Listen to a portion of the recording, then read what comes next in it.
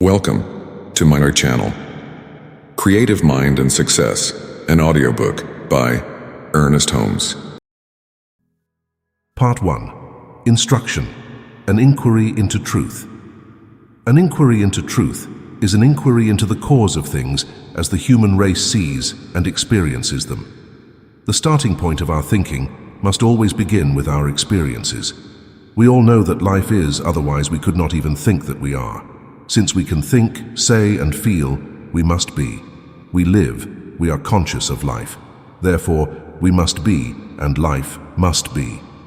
If we are life and consciousness, self-knowledge, then it follows that we must have come from life and consciousness. Let us start, then, from this simple fact.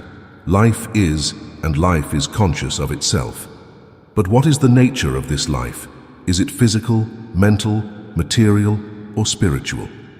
A little careful thought based on logic, rather than any merely personal opinion, will go a long way toward clarifying some of these questions, which at first seem to astound us by their grandeur. How much of that which is can we call life? The answer would have to be, life is all there is. It is the reason for everything we see, hear, feel, everything we experience in any way. Now, nothing comes out of nothing, and it is impossible for anything to come from nothing. Since something is, that from which it proceeds must be all that is. Thus, life is all that exists. Everything comes from it, including ourselves. The next question is, how do things proceed from life? How do the things we see proceed from the things we do not see? The things we see must be real because we see them. To say that they are not real will never explain them or answer any question about them. God's world is not a world of illusions, but of divine realities. Truth must not explain the things we see, it must explain what they are. We live and experience varying degrees of consciousness and conditions. Only when the why of this living and of our experiences is understood will we know the least about truth. Jesus did not say that things are illusions. He said that we should not judge from the standpoint of the seen, but that we should judge righteously or with right judgment. And he meant that we should go behind the appearance and find out what caused it. So let us not deceive ourselves in any way, or allow ourselves to believe that we have always been deceived. We live in a world of realities. Whatever we have experienced is a reality as far as that experience is concerned, although if we had had a higher understanding of life, the unpleasant experience could have been avoided. What is life? First of all, what do we mean by life? We mean that which we see, feel, hear, touch, or taste, and the reason for it. We must have come into contact with all that we know of life. We have already encountered what life is, or we could not have had any of these experiences. In the beginning was God, or life. Out of this life that is made all that is. So life must flow through all things. There is no such thing as dead matter. Moreover, life is one, and cannot be changed except in itself. All forms are forms of this unity, and must come and go through some inner activity. This inner activity of life or nature must be some form of self-consciousness or self-knowledge. In our human understanding, we would call this inner knowledge or consciousness thought. Spirit, or life, or God, must make things of himself through self-recognition or self-knowledge, or as we would call it, thought. Since God is all, there is nothing to prevent him from doing what he wills, and the question, how do things come into being, is answered, God makes them of himself. God thinks or knows, and that which thinks or knows appears of himself and is made of himself. There is no other possible explanation for what we see. Unless people are willing to begin here, they will never understand how it is that things are not material, but spiritual. Man's place in creation. But what is man's place? He is. It follows, therefore, that he too is made of God, since God or Spirit is everything. Being made of God, we must partake of his nature, for we are made in his image. Man is a center of God in God. What God is in the universal, man must be in the individual world. The difference between God and man is one of degree and not of quality. Man is not self-made, he is made of God. The question may arise, why did God do this? No living person can answer this question. It is something known only to the Father. We might suppose that God made man to live with him and to rejoice with him, to be one with the Father. It is true indeed that those who have felt this most deeply have had a corresponding spiritual power which leads us to suppose that God really made man as a companion. Man is the individual, and God is the universal. For as the Father hath life in himself, so hath he given to the Son to have life in himself. The mind of man is made from the mind of God, and all that man is or ever will be, all that he has or ever will have, must partake of the divine nature. Man did not make it so, but it is so, and he must accept the fact and see what he can do with it. If he has in his individual life the same power that God has in the universal, then this discovery will mean deliverance from all bondage when he learns to use his power. As God rules his universal world, so man will rule his individual world, always subject to the greater law and life. This could not be otherwise if we realize what follows from it, for in realizing this, we find ourselves living in a very different world from the one in which we thought we lived. God rules not through physical law as a result, but first by inner knowledge, then the physical follows. In the same way, man governs his world by the process which we will call, for lack of a better name, the power of his thought. Man's inner life is one with the Father. There can be no separation, for the obvious reason that there is nothing to separate him from God, for there is nothing but life. The separation of two things implies putting a distinct element between them, but since there is nothing distinct from God, the unity of God and man is firmly established forever. My Father and I are one is a simple statement of a great soul who perceived life as it really is, and not from the mere point of view of external conditions. Taking as a starting point that man has the same life as God, it follows that he uses the same creative process. Everything is one, proceeds from the same source and returns again to it. The things that are seen are not made from the things that appear. What we see proceeds from what we do not see. This is the explanation of the whole visible universe, and it is the only possible explanation.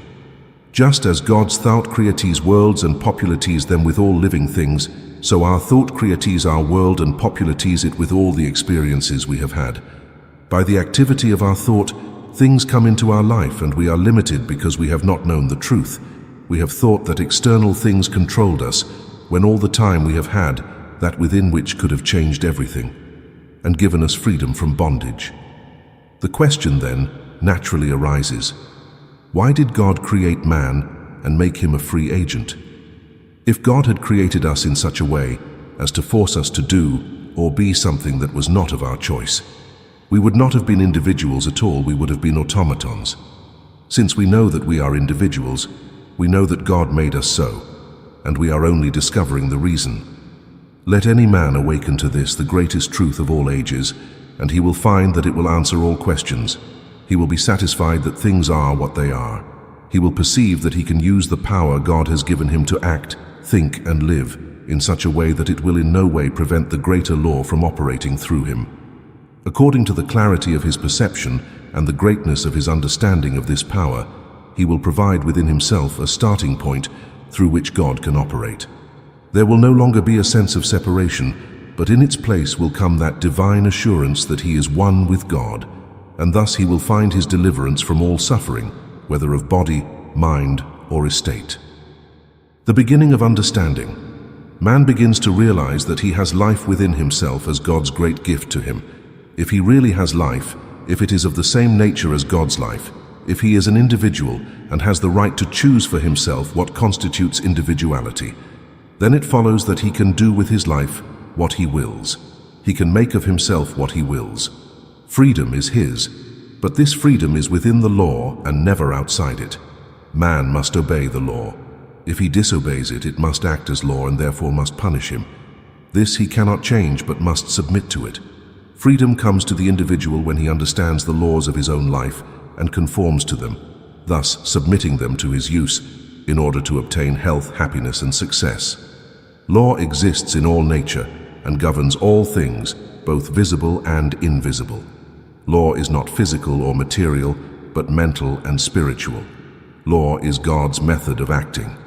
We should think of God as the Great Spirit, whose only impulse is love, who gives himself freely to all who ask him and rejects no one. God is our Father in every sense of the term, watching over, caring for, and loving all equally. Though all is love, so that things are not chaotic, everything is governed by law. And as far as you and I are concerned, this law is always mental. Our conditions are governed by our thinking. It is easy for a normal person to see how the mind can control, and to some extent govern, the functions of the body. Some can go still further and see that the body is governed entirely by consciousness. This they can see without much difficulty, but it is not so easy for them to see how it is that thought governs their conditions and decides whether they are to be successes or failures. Here we will pause to ask the question, if our conditions are not controlled by thought, then why are they controlled? Some will say that conditions are controlled by circumstances, but what are circumstances? Are they cause or effect? Of course, they are always an effect. Everything we see is an effect. An effect is something that follows a cause, and we are dealing only with causation. Effects do not make themselves, but are held in place by mind or causation. If this does not answer your thought, start again and realize that behind all that is seen is the silent cause. In your life, you are that cause. There is nothing except mind, and nothing moves except when mind moves it. We have agreed that, although God is love, your life is governed absolutely by mind or law. In our lives of conditions, we are the cause, and nothing moves except as our mind moves it. The activity of our mind is thought. We are always acting because we are always thinking. At all times, we are either drawing things toward us or we are drawing them away from us. In the ordinary individual, this process occurs without his conscious knowledge, but ignorance of the law will not excuse anyone from its effects. What, someone will say, do you think he was thinking of failure or that he wanted to fail? Of course not. You would be foolish to think that. But according to the law, we cannot deny. You must have thought things that would produce failure. Perhaps you thought that failure might come, or in some other way you gave it entrance into your mind. Reflecting on the reason of things, you will find that you are surrounded by a mind or law which gives back to the thinker, manifested, all that he thinks. If this were not true, man would not be an individual. Individuality can only mean the ability to think what we want to think. If that thought is to have power in our lives, then there must be something to manifest it. Some are limited and bound by the law through ignorance. This law is sometimes called karma. It is the law that binds the ignorant and gives freedom to the wise. We live in the mind, and the mind can only give back to us what we think in it. No matter what we do, the law will always prevail.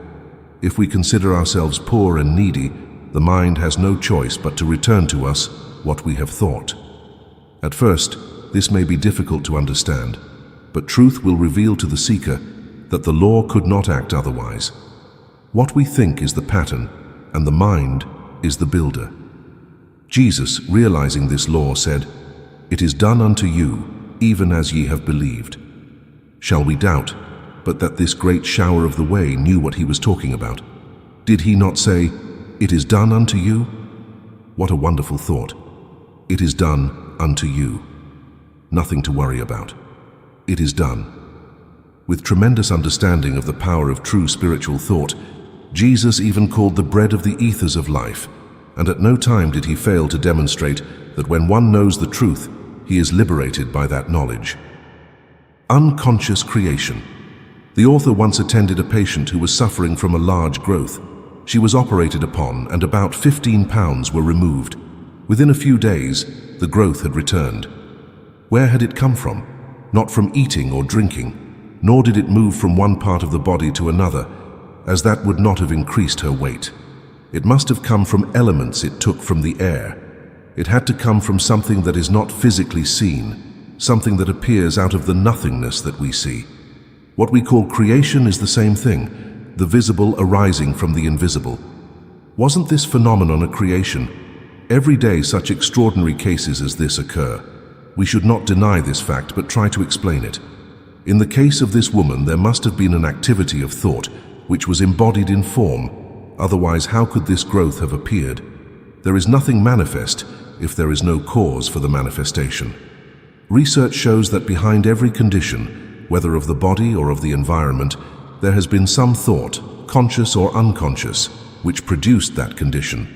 In this woman's case, the thought was not conscious.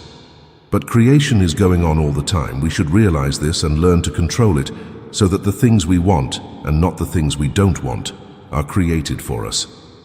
Is it any wonder that the Bible says, "With all that you get understanding"? Jesus understood all this, and that's why it cost him no more effort to do what he did than it costs us to breathe or digest our food. He understood, that's all. Because Jesus understood and used these great laws with objective awareness, people thought he must be God. And when something unusual happens today, people think that a miracle has been performed. Jesus was not God. He was the manifestation of God, and so are all people.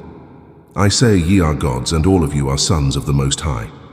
A thinking person will be forced to admit, in view of all this, that creation is first spiritual, through mental law, and then physical in its manifestation. Man does not really create. He utilizes the creative power that already exists. Relatively speaking, he is the creative power in his own life, and as his thought goes, there is something that goes with it, that has the power to bring into manifestation the thing thought. Hitherto men have used this creative power in ignorance, and have therefore brought upon themselves all kinds of conditions. But today, hundreds of thousands are beginning to use these great laws of their being in a conscious and constructive way. Herein lies the great secret of the new thought movements, under their various names, cults, and orders. All are utilizing the same law, even though some deny others the true revelation. We should adopt an attitude of mind in which we recognize truth wherever we find it. The trouble with most of us is that unless we see sugar in a sugar bowl, we think it must be something else, and so we stick to our petty prejudices instead of looking for principles. First steps.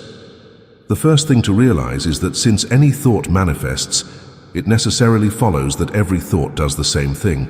Otherwise, how could we know that the particular thought we were thinking would be the one that would create it? The mind must manifest everything or nothing. Just as the creative power of the earth receives all the seeds that are put into it, and at once begins to work upon them, so the mind must receive all thought, and at once begin to operate upon it. Thus we find that all thought has some power in our lives and over our conditions. We are making our environments by the creative power of our thought. God has created us this way, and we cannot escape it. By conforming our lives and thoughts to a greater understanding of the law, we will be able to bring into our experience just what we desire, letting go of all that we do not want to experience and taking in the things we desire. Every person is surrounded by a mental atmosphere. This mental atmosphere is the direct result of thought, which, in turn, becomes the direct reason for the cause of what comes into our lives. Through this power, we are either attracting or repelling. Like attracts like, and we attract to us just what we have in mind. It is also true that we are attracted to something that is greater than our previous experience by first embodying the atmosphere of our desire. Every business, every place, every person, everything has its own mental atmosphere. This atmosphere decides what we are attracted to. For example, you have never seen a successful man going around with an atmosphere of failure. Successful people think of success. A successful man is filled with that subtle something that permeates everything he does, with an atmosphere of confidence and strength. In the presence of some people, we feel as if nothing is too big to undertake. We feel uplifted. We feel inspired to do great things, to accomplish. We feel strong, firm, confident. What power we feel in the presence of great souls, strong men, noble women. Have you ever stopped to ask why such people have this kind of effect on you, while others seem to depress you, drag you down, and in their presence you feel as if life were a burden to carry? One type is positive, the other negative. In all physical respects they are the same, but one has a mental and spiritual power that the other has not, and without that power, the individual can expect to do very little. Which of the two do we like better? Which one do we want to associate with? Certainly not with the one who depresses us. We have enough of that already. But what of the man who inspires us with our own courage? He is the man to whom we will always turn. Before we reach him, in our haste to be near, even to hear his voice, do we not feel a force coming to meet us? Do you think this man, who has such a wonderful power of attraction, will ever lack friends? Will he ever have to seek a position? He already has so many positions at his disposal that he is weighing which one to take. He does not have to become an achiever, he already is. Thoughts of failure, limitation, or poverty are negative and must disappear from our lives forever. Someone will say, but what about the poor? What are you going to do with them? Are they going to be left without help? No, 1,000 times no. In them is the same power that is in all men. They will always be poor until they wake up and realize what life is all about. All the charity on earth has never done away with poverty and never will. If it could have, it would have. It could not. Therefore, it has not. It will do 1,000 times more good to a man to show him how to succeed than to tell him that he needs charity. We need not listen to all the howlers of calamity. Let them howl if it will do them any good. God has given us a power and we must use it. We can do more to save the world by proving this law than all the charity he has given it. Right here, in the manifold world of today, there is more money and provisions than the world can use. Not even a fraction of the world's wealth is used. Inventors and discoverers increase this wealth every day. They are the real men. But in the midst of plenty, surrounded by all the gifts of heaven, man sits begging for his daily bread. He should be taught to realize that he has brought these conditions upon himself, that instead of blaming God, man, or the devil for the circumstances around him, he should learn to seek truth, to let the dead bury their dead. We should tell every man who wants to believe what his true nature is, show him how to overcome all limitations, give him courage, show him the way. If he does not want to believe, if he does not want to walk the way, it is not our fault. And having done all we can, we should go our way. We can sympathize with people, but never with problems, limitations, or misery. If people continue to insist on embracing their problems, all the charity in the world will not help them. Remember that God is that silent power behind all things, ever ready to spring into expression when we have provided the proper channels, which are receptive and positive faith in the evidence of things unseen with the physical eye but eternal in the heavens. All is mind, and we must provide a receptive avenue for it as it passes through us to the outward expression of our affairs. If we allow the opinion of the world to control our thought, that will be our demonstration. If, on the other hand, we rise above the world, we will make something new. Remember that all people are making demonstrations, only most of them are making the ones they do not desire, but the only ones they cannot make with their present powers of perception. How to attain strength? Let us endeavor to employ the right mental attitude in all that we do, filling ourselves with such courage and power of strength that every thought of weakness flees before us. If any thought of weakness arises, ask yourself this question: is life weak? If life is not weak and if God is not discouraged, then you are not, never were, and never will be. I would like to see the sickly, discouraged thought that could resist this attitude of mind. No, life is strong, and you are strong with the strength of the infinite. Forget everything else as you revel in this strength. You are strong, and you can say, I am. You have been laboring under an illusion. Now you are disillusioned. Now you know, and to know is to use the law constructively.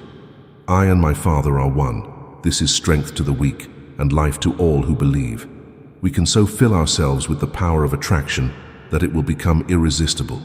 Nothing can stop things from coming to the man who knows that he is dealing with the same power that creates everything out of himself, moves everything within himself, and yet holds all things in place. I am one with infinite mind. Let this resonate in you many times each day until you rise to that height which looking sees. To be sure that we are creating the right mental atmosphere and thus attracting what we desire, we must at first watch our thoughts, lest we create that which we would not like to see manifested. In other words, we must think only what we wish to experience. All is mind, and the mind returns to the thinker only that which it thinks. Nothing happens by chance. Law governs all life, and all people are under that law. But that law, as far as we are concerned, is set in motion by ourselves, and we do it through the power of our thought. Each person lives in a world of his own creation, and he must speak only the words and think only the thoughts that he wishes to see manifested in his life. We must not hear, think, speak, read, or listen to any limitations. There is no way under heaven by which we can think two kinds of thought and get only one result. It is impossible, and the sooner we realize this, the sooner we will get there. This does not mean that we should be afraid to think, lest we create a wrong picture, but it does mean that most people's way of thinking can produce nothing but failure. That is why so few succeed. The person who is to succeed will never let his mind dwell on past mistakes. He will forgive the past in his life and in the lives of others. If he makes a mistake, he will forgive it immediately. He will know that as long as he desires good, there is nothing in the universe to oppose him. God condemns no one and nothing. Man condemns everyone and everything. God does not do things by comparing his power with some other power. God knows that when he speaks, it is done. And if we partake of the divine nature, we must know the same in our lives that God knows in his. I am the master of my fate. I am the captain of my soul. What we will attract. We shall always attract to ourselves in our life and conditions according to our thought. Things are but outward manifestations of inward mental concepts. Thought is not only power, it is also the form of all things. The conditions we attract will correspond exactly to our mental images. It is very necessary then for the successful businessman to keep his mind on thoughts of happiness, which produce joy instead of depression. He must radiate joy and be full of faith, hope, and expectation. These cheerful and hopeful mental attitudes are indispensable to the one who really wants to get things done in life. Put all negative thoughts out of your mind once and for all. Declare your freedom. Know that no matter what others may say, think, or do, you are a success now, and nothing can stop you from achieving your good. All the power of the universe is with you. Feel it, know it, and then act as if it were true. This mental attitude alone will attract people and things to you. Begin to erase one by one all false beliefs, all ideas that man is limited, poor, or miserable. Use that wonderful power of choice which God has given you. Refuse to think of failure or to doubt your own power. Look only at what you wish to experience and look at nothing else. No matter how many times the old thought returns, destroy it, knowing that it has no power over you. Look it straight in the face and tell it to go away, that it does not belong to you, and you must know and hold on to the fact that you are now free. Stand up with all the faith of one who knows what he faces and declare that you are one with infinite mind. Know that you cannot get away from this one mind, that wherever you go, there, right beside you, waiting to be used, is all the power there is in the whole universe. When you realize this, you will know that in union with this, the one power, you are more than everything else. You are more than anything that can happen to you. More about the power of attraction. Always remember that spirit makes things of itself. It manifests itself in the visible world by becoming what it wants to become.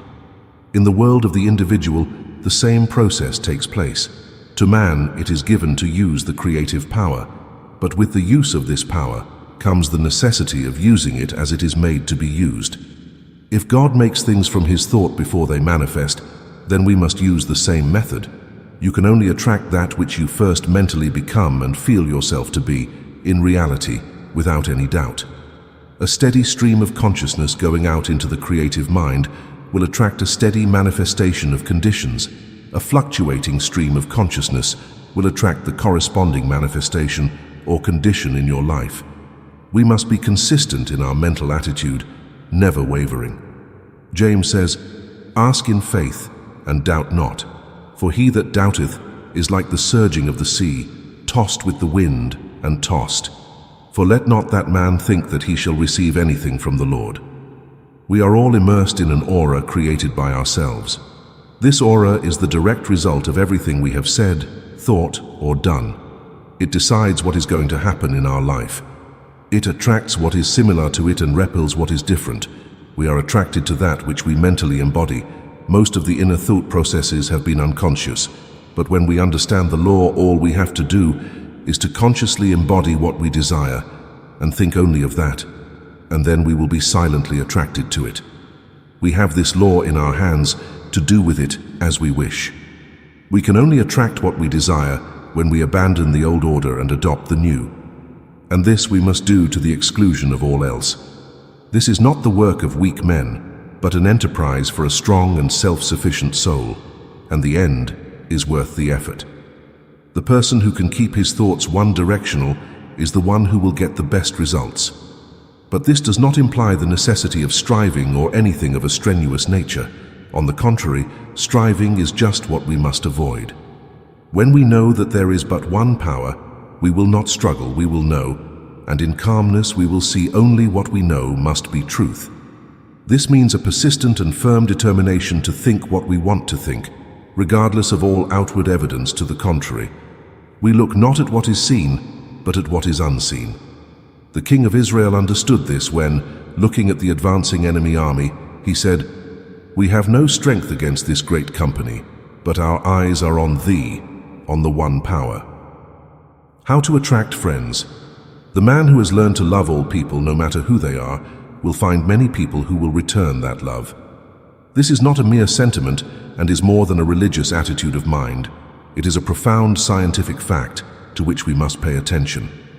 The reason is as follows: since everything is mind, and since we attract to us that which we first become, until we learn to love, we are not sending out vibrations of love, and until we send out vibrations of love, we cannot receive love in return. One of the first things to do is to learn to love everyone. If you haven't already done so, start doing it right away. There is always more goodness than badness in people, and seeing goodness tends to bring it out. Love is the greatest healing and attracting power on earth. It is the very reason for our being, and that explains why people must have something or someone to love. Life that has not loved has not lived.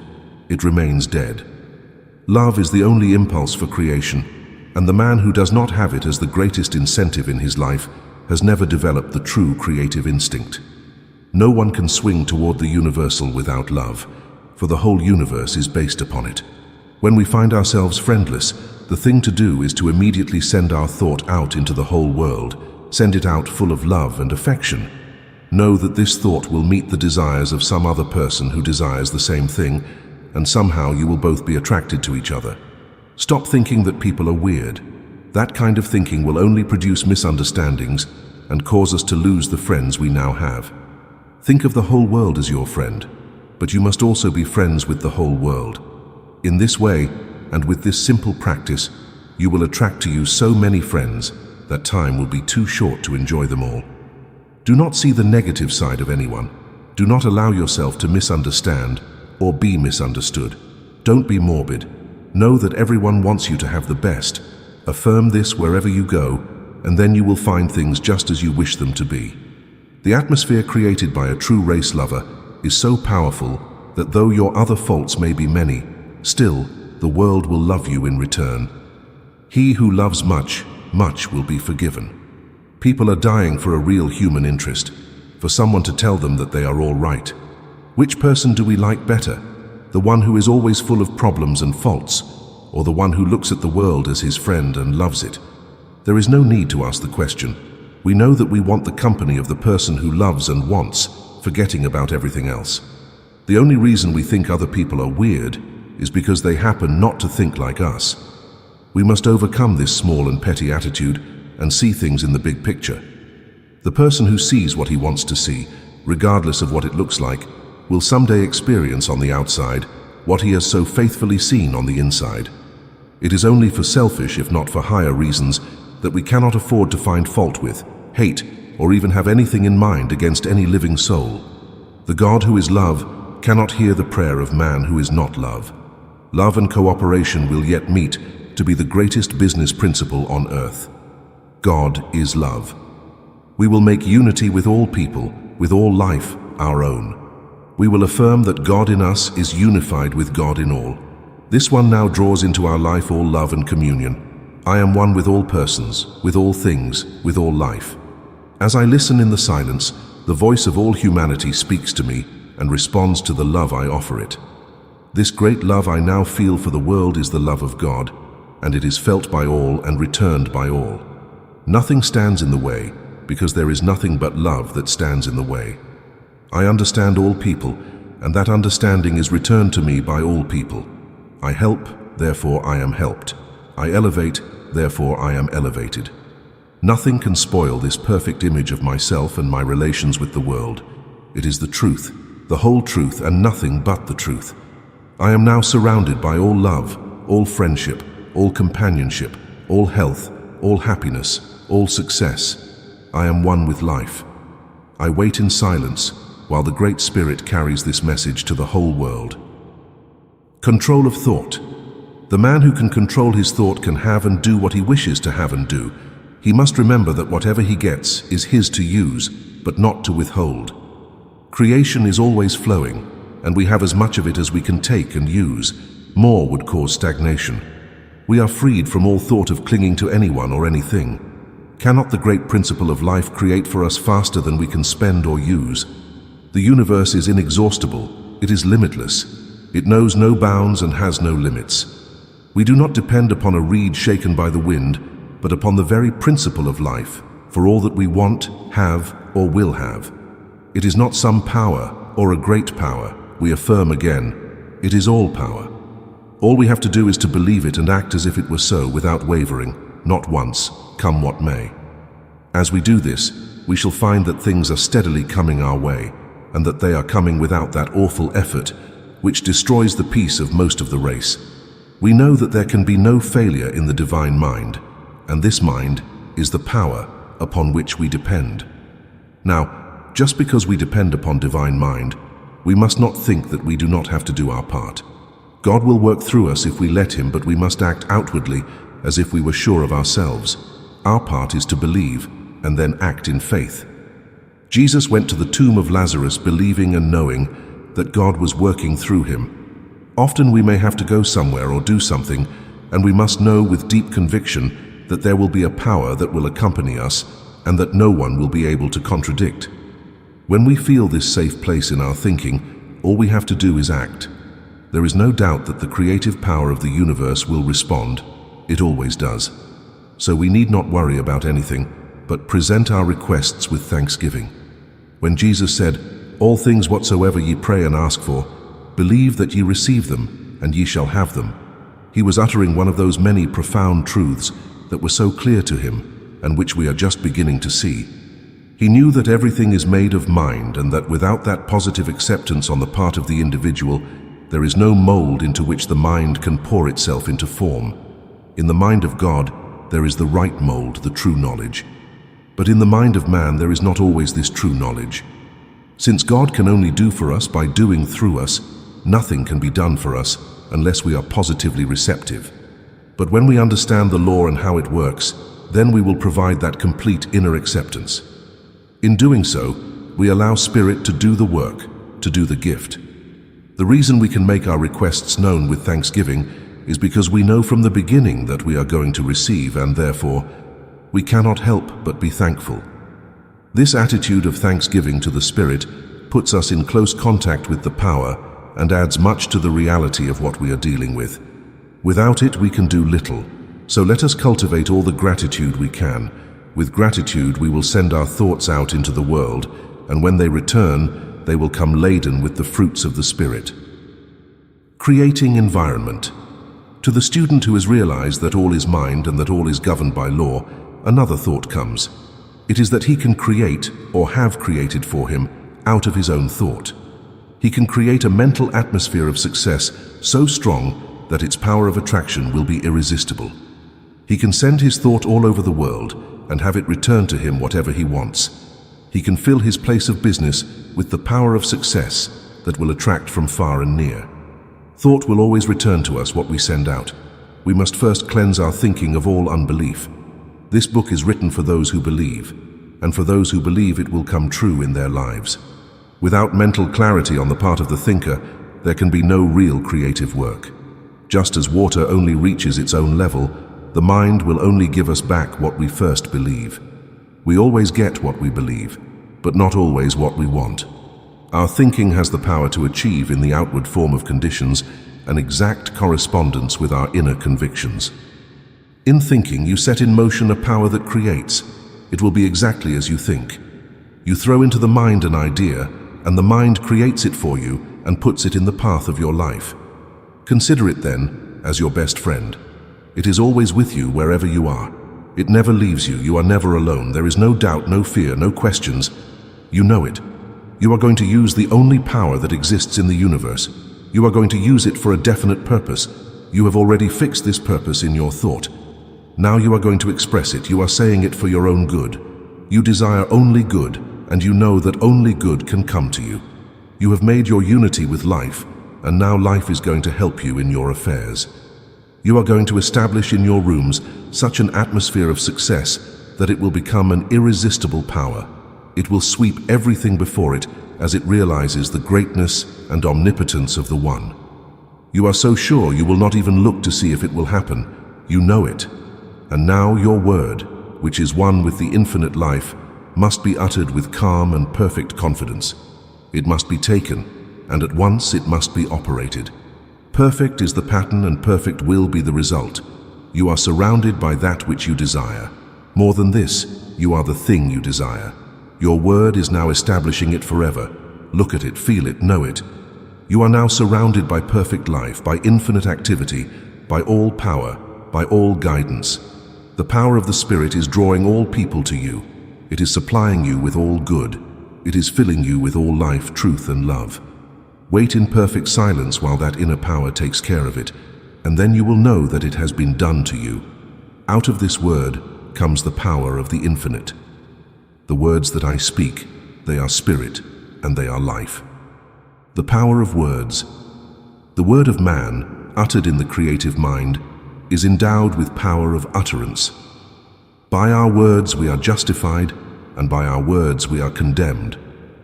Our word has the exact amount of power we put into it. This does not mean power through effort or strain, but power through absolute conviction or faith. It is like a little messenger who knows what he is doing and knows exactly how to do it.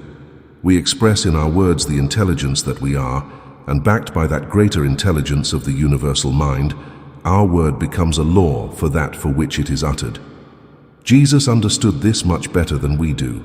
In fact, he absolutely believed it, for he said, "Heaven and earth shall pass away, but my word shall not pass away until all is accomplished." This makes our word inseparable from absolute intelligence and absolute power. Now, if any word has power, it must follow that all words have power. Some words may have greater power than others according to our conviction, but all words have some power. Therefore, we must be very careful what words we utter. All this shows that we are really one with infinite mind, and that our words have the power of life within them, that the word is always with us and never far away. The word is within our own mouth. Every time we speak, we are using the power. We are one in mind with the whole universe. We are all eternally united in this mind with real power. It is our fault if we do not use this truth after seeing it.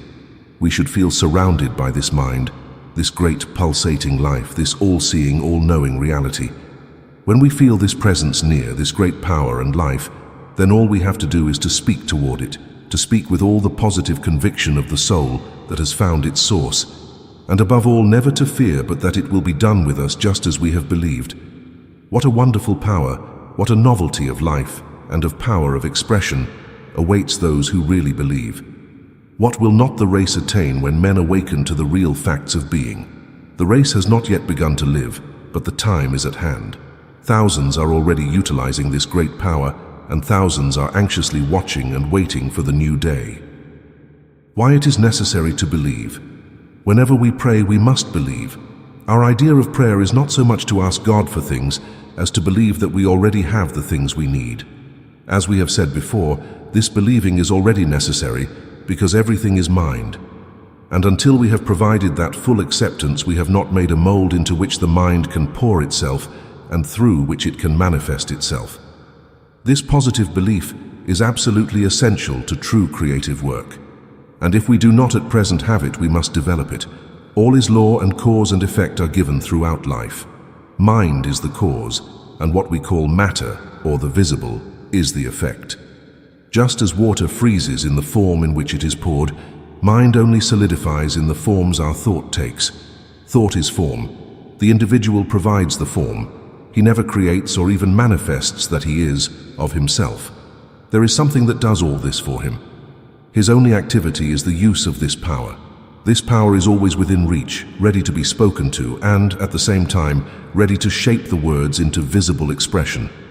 But the mold most of us provide is very poor, and we change it so quickly that it looks more like a motion picture than anything else. We already have the power.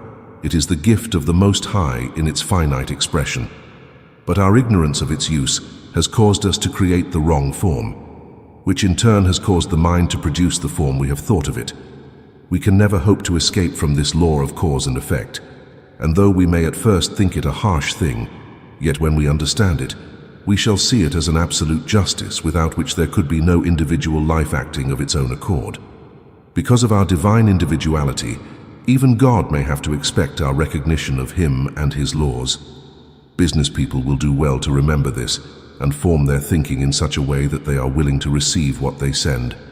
Never should any thought of discouragement or disorder be created, but only positive assurance, strong thoughts of success, of divine activity, the feeling that with God all things are possible, the belief that we are one with that great mind. These are the thoughts that make for success. The realization that we are dealing with one and not two powers enables us to think clearly. We are not worried about competition, opposition, or failure, because there is nothing but life, and this life is continually giving us all that we can ask for, desire, or think about. Now we can see how essential it is that thought be kept one-directional, that we think always and only of what we want, without letting our mind dwell on anything else. In this way, the Spirit works through us. Why so many fail? The ordinary individual, in sitting down to give his business a treatment, unconsciously does just what he should have avoided, and then wonders why he did not get the desired results. Most people simply sit down and wish for or desire something. They may even have a great desire or hope.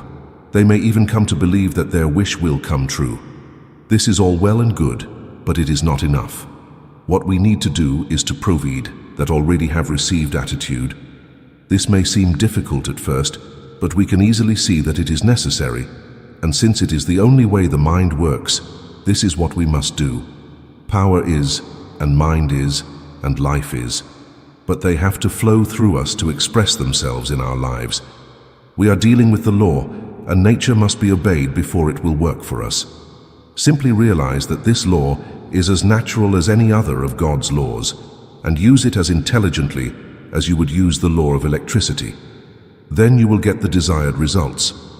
We provide the thought form around which the divine energies play and to which they attract the conditions necessary for the fulfillment of the thought. When we give a treatment, this is all we have to do, but before we can do even this, we have to clear our minds of all fear, of all sense of separation from the divine mind. The law is, but we must enforce it or use it in our own lives. Nothing can happen to us that is not first an accepted belief in our own consciousness. We may not always be aware of what is going on within us, but practice will enable us to control our thinking more and more, so that we will be able to think what we want to think, regardless of what it may appear to be. Each person has in himself the capacity to know and make use of the law, but he must develop it consciously. This is achieved with practice and with the will to learn and use all that we know so far. The individual who has the most power is the one who has the greatest realization of the divine presence, and to whom this means the most as an active principle of his life. We all need more backbone and less backbone of desires.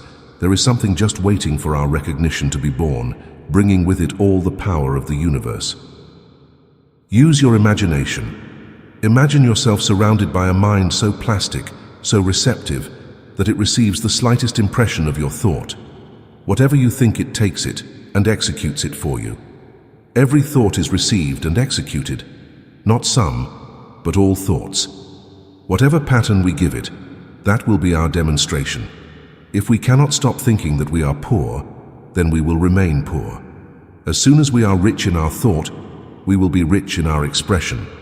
These are not mere words, but the deepest truth that has ever come to the human race. Hundreds of thousands of the most intelligent thinkers and the most spiritual people of our day are demonstrating this truth. These are not illusions, but realities. Pay no more attention to the one who ridicules these ideas than you would to the blowing of the wind. In the center of your own soul, choose what you want to become, what you want to realize. Keep it to yourself. Every clay in the silence of absolute conviction knows that it is already made. It is as done, as far as you are concerned, as it will be when you experience it on the outside.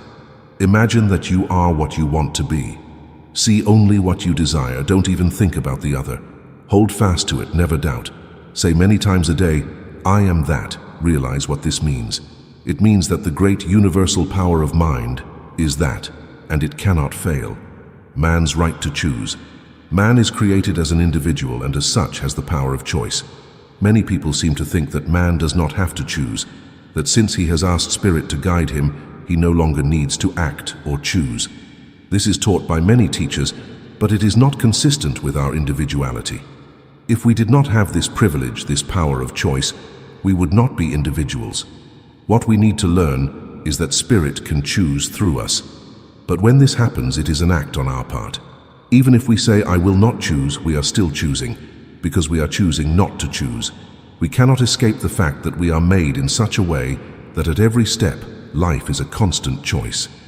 What we must do is select what seems right to us and know that the universe will never deny us anything. We choose, and mind creates. We must strive to choose that which will always express a greater life, and we must remember that Spirit always seeks to express love and beauty through us. If we are in tune with them and work in harmony with the great creative power, we must not doubt its willingness to work for us. We must know exactly what it is that we desire and have a perfect mental picture of it. We must absolutely believe that we already have it and never do or say anything to deny it. Old age and opportunity. One of the most besetting mistakes people make is believing they are too old to do things. This comes from a lack of understanding of what life really is. Life is consciousness and not years. The man or woman who is 70 years old should be more capable of demonstrating than the man who is only 20. He should have developed higher thinking, and it is thinking and not conditions that we are dealing with. Amelia Barr was 53 years old before she wrote a book. She later wrote more than 80, all of which had a large circulation. Mary Baker Eddy was 60 years old before she began her work and was engaged in all her great activities until she passed from this plane to a higher one. The author of this book once took a man over 60 who thought he had lost his chance to succeed and taught him these principles, making him a prosperous businessman within a year. He is now doing well and has never been happier in his life. The last time he was interviewed, he said that business was increasing every day and he had not yet started. Every day he stands in his store and claims more activity. He speaks the word and realizes increase all the time. If this were not true, then life would not be worth living. What are a few years in eternity? We must overcome these false notions about age and competence. In truth, the word competition is never mentioned. People who think about it have never known the truth. Life is what we do from the inside and never from the outside. We are only as old as we think we are, no matter how many years we have lived on this planet. Demonstrating success in business. All demonstrations take place within ourselves. Creation flows eternally through all things. The law is always working from that inner pattern. We do not struggle with conditions, we use principles that create conditions. What we can mentally embrace, we can achieve no matter how difficult it may seem from the outside. All external things are but the outer edge of the activity of the inner thought. You can easily see this for yourself. If you have a business, say an ice cream stand or a counter, and you are not doing a good business, look carefully into your own thought and see what you will find. You will find that it is an established belief there that the business is not good. You are not feeling a sense of activity. You will not find within your thinking any feeling of success. You do not expect many customers. Now suppose someone came to you and said, "What's the matter? Why don't you do more business?" The answer would go something like this: "People don't seem to want what I sell." Or maybe something like this: "I'm too old to compete with modern methods." Or even, "Well, times are tough." All of this is negative thinking. Now this man you're talking to doesn't believe a word you've said. He knows that causality is in the mind and not in matter, and he says, "It's all in your own mind. The trouble with you is that you don't feel that you are successful." Perhaps you have heard some of this before. If so, you will ask him what he means, or you may think he is talking about something peculiar. But we are taking it for granted that you are so anxious to do something to make your business a success, that you will be willing to try anything, so you ask him to explain. He begins by telling you that everything is mind, that nothing moves unless mind does, and that you are a center of this mind. You do not understand how this relates in any way to your business, but he goes on to say that your thinking decides whether your business will be a success or a failure. Here you become indignant and ask him if he means that you want to fail. Of course, he knows you don't, and explains to you that while you desire success, you are thinking about failure, fearing it, and that there is a law that makes your thinking, without asking questions, immediately set about realizing it. You become interested and ask how this can be. In return, you are asked this question: how did anything come into existence?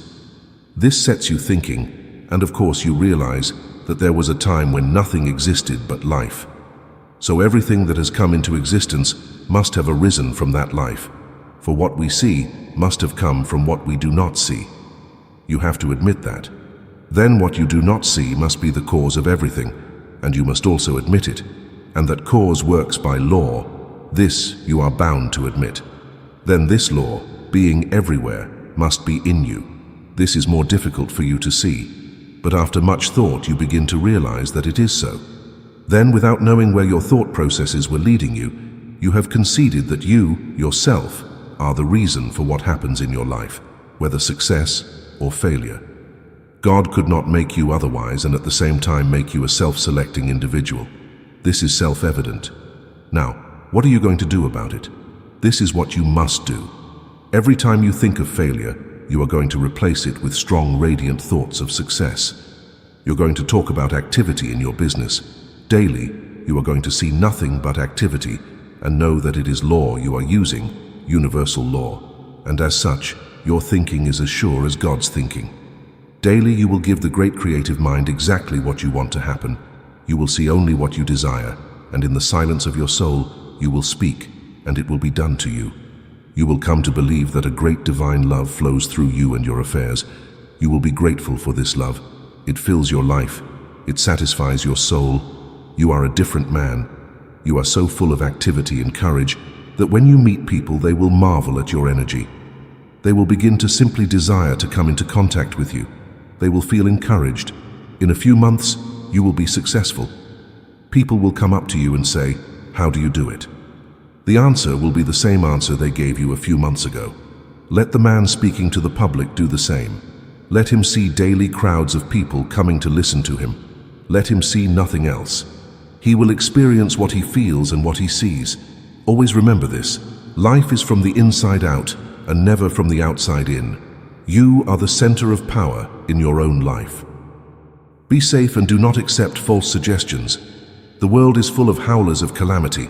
Stay away from them, everyone, no matter how great you think they may be. You have no time to waste with anything that is negative. You are a success, and you are giving the law every day just what you want done.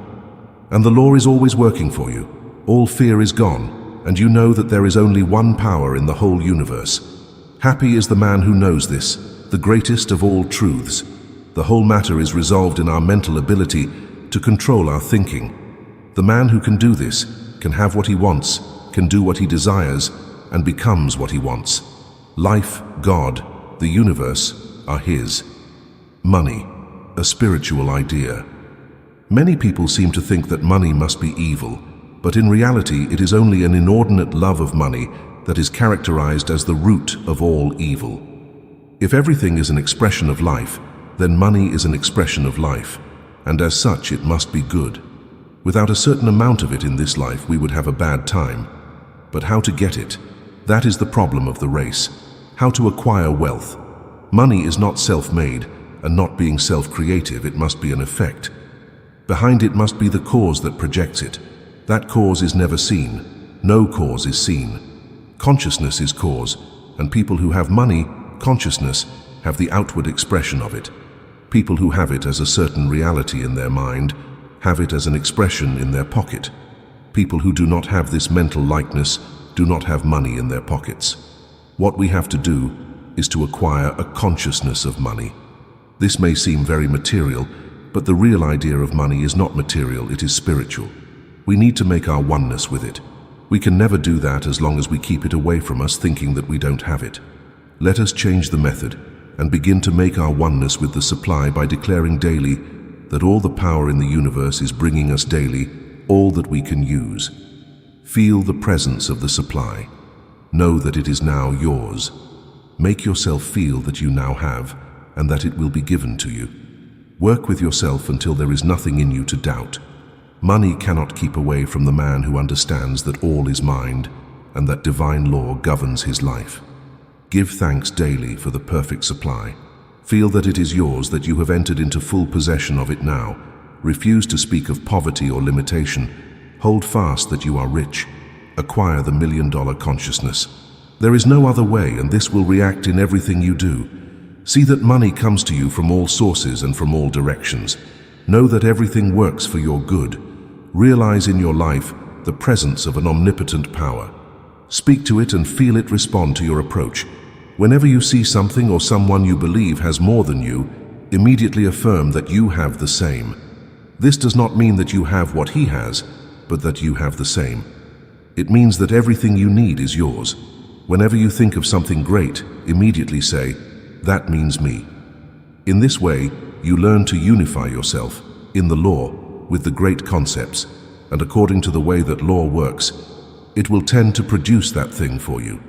Never allow yourself to doubt for a minute. Always be positive with yourself. Watch the inner workings of your thought, and the law will do the rest. Action. The universe is full of activity. There is movement everywhere. Nothing stands still.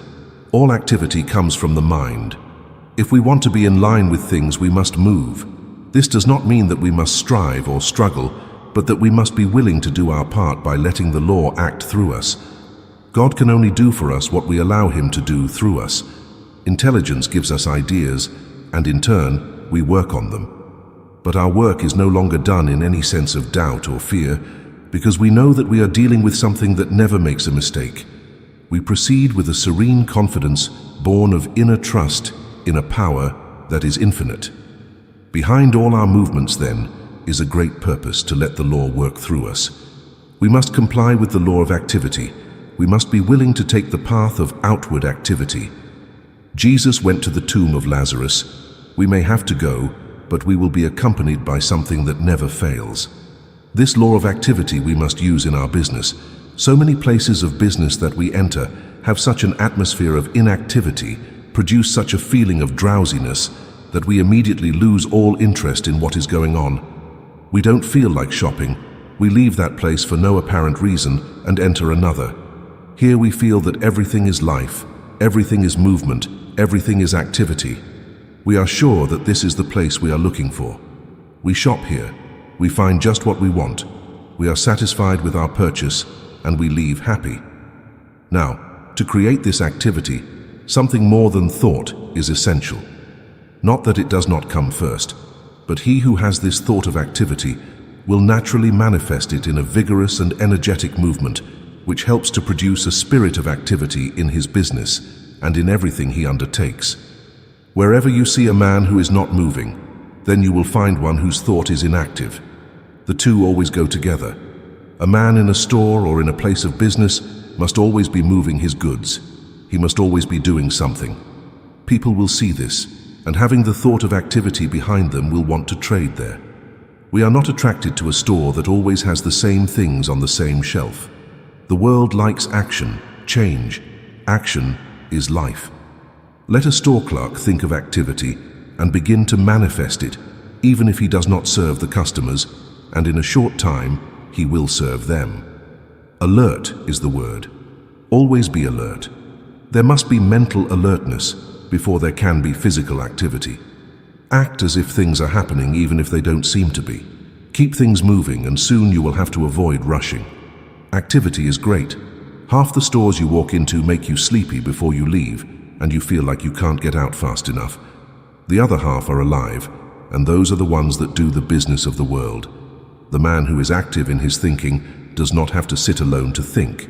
He works while he thinks, and thus fulfills the law which has to work through him. The thought of activity makes him move, and the thought of trust makes his movements safe, and the thought of supreme guidance makes his work intelligent. We must be careful and not fall into routine. Always do something new and different, and you will find that life becomes a great game in which you are the protagonist. Life will never be boring for the active body and mind.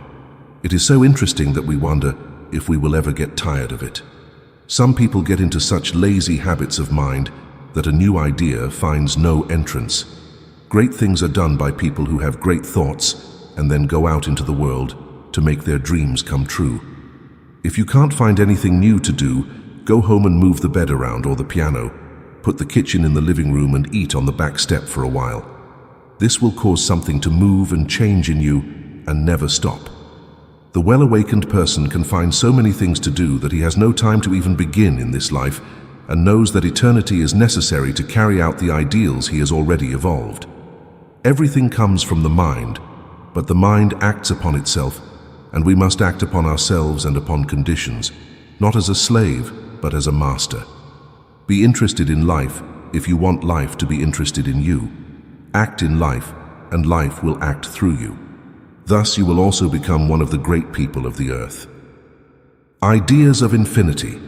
Suppose we wish to draw from the universal mind some definite idea, some guidance, some information, some guidance. How are we to do this? First, we must convince ourselves that we can do it. Where do all inventions come from? Where does Edison get his information about electricity? Where else if not directly from the mind of the universe? Everything that has come into the race comes directly from the mind. It could come from nothing else. Every invention is but the discovery of something that already exists, though we have not seen it. Where does the harmony of music come from? Where could it originate but from mind? Does not a great musician hear and listen to something that we do not hear? His ear is attuned to harmony and picks it up directly from life itself and interprets it for the world. We are surrounded by the music of the spheres, but few of us catch the sound. We are so full of problems that we never hear the divine melody. If we could see, if we could hear, if we could understand, if we could only realize the presence of the all, what could we not do? When a great thought arises in the mind of an individual, when a great poem is written, when a great work of art is wrought by some receptive artist, it is simply a sign that the veil is thin for him. He has glimpsed reality. But for most of us, inspiration is not something to be depended upon, and we must take the slower but not the less certain method of receiving directly from the infinite. The method is simple and very effective. When you want to know a certain thing, or how to begin a certain line of action, first, you must be silent within yourself. You must not allow yourself to be confused by any outward appearance. Never be disturbed by the effects. They were not self-made and have no intelligence to contradict you. Be silent until you become aware of the presence of absolute intelligence around you, of the mind that knows. Now make yourself a perfect image of what you desire. You cannot get an image unless you know what it is you desire. Put your mind in touch with universal mind, saying just what you are waiting for. Ask for it, believe you are receiving it, and wait. After a few minutes, declare that you now know, even though it may seem that you do not know, yet in the depths of consciousness you have received the impression. Give thanks that you now receive. Do this every day until you receive some guidance. Sometimes it is good to do it just before you go to sleep. Never, after you have done this, deny the knowledge you have been given. The time will come when some idea will begin to take shape. Wait for it, and when it appears, act upon it with all the conviction of one who is perfectly sure of himself. You have gained understanding directly from the source of all understanding, knowledge from the source of knowledge. Everyone can do this if they are persistent. It is a sure direction and guide, and will never fail us. But we must be sure that we are not denying at other times what we affirm at times of faith. In this way we will make fewer mistakes, and in time our lives will be controlled by supreme wisdom and understanding. Do not lean on others. Never lean on other people. You have strength of your own great enough to do all that is necessary. The Almighty has implanted the genius within everyone's soul, and what we have to do is to unearth that inner genius and make it shine. We will never succeed as long as we seek guidance from others. To thyself repair, wait within the dim silence, and there thou shalt find it. All the power and intelligence of the universe is already within, waiting to be utilized. The divine spark must be fanned into a blaze of the living fire of your own divinity. Self-confidence is the word to dwell upon. Listen to your own voice. It will speak to you in unmistakable terms. Trust yourself more than anything else. All great men have learned to do this. Each person within his own soul is in direct communication with the infinite understanding. When we depend upon other people, we are simply taking their light and trying to illuminate our path with it. When we depend upon ourselves, we are depending upon that inner voice which is God, speaking in and through man. Man is the entrance and exit of all that is in God. God has made us and brought us to where we recognize our own individuality. From now on, we will have to let Him express Himself through us. If it were different, we would not be individuals. Behold, I stand at the door and wait. This is a statement of the near presence of power, but we, the individual, must open the door. This door is our thought, and we are the keepers of it. And when we open the door, we shall find that the divine presence is just at hand, waiting, ready, and willing to do for us all that we can believe. We are strong with the strength of the infinite. We are not weak. We are great and not petty. We are one with infinite mind. When you have something real to do, keep it to yourself. Don't talk about it. Just know in your own mind what it is you want and be still about it. Often when we think we are going to do something big, we start talking about it, and the first thing we know is that all the power seems to be gone. Here's what happens. We are all sending into the mind a steady stream of thought. The clearer it is, the better it will manifest. If it becomes doubtful, it will not have as clear a manifestation. If it is confused, it will only manifest confusion. All this is according to the law of cause and effect, and we cannot change that law. Very often, when we tell our friends what we are going to do, they confuse our thinking by laughing at it or doubting our ability to do such a great thing. Of course, this would not happen if we were always positive, but when we become the least bit negative, they react, and we lose that power of clarity that is absolutely necessary for good creative work. When you want to do a great thing, get the mental pattern, make it perfect, know exactly what it means, expand your thinking, keep it to yourself, pass it on to the creative power behind all things, wait and listen, and when the impression comes, follow it safely. Do not talk about it to anyone. Never listen to negative conversations or pay attention to them, and you will succeed where all others fail. Causes and conditions. When we realize that life is not fundamentally physical, but mental and spiritual, it will not be difficult for us to see that by a certain mental and spiritual process, we can demonstrate what we want. It is not a question of conditions, but of causes. Causes originate only on the invisible side of life. This is not strange, for the same could be said of electricity, or even of life itself. We do not see life, we only see what it does. We call this a condition. In itself, it is simply an effect. We live in the outer world of effects and in the inner world of causes.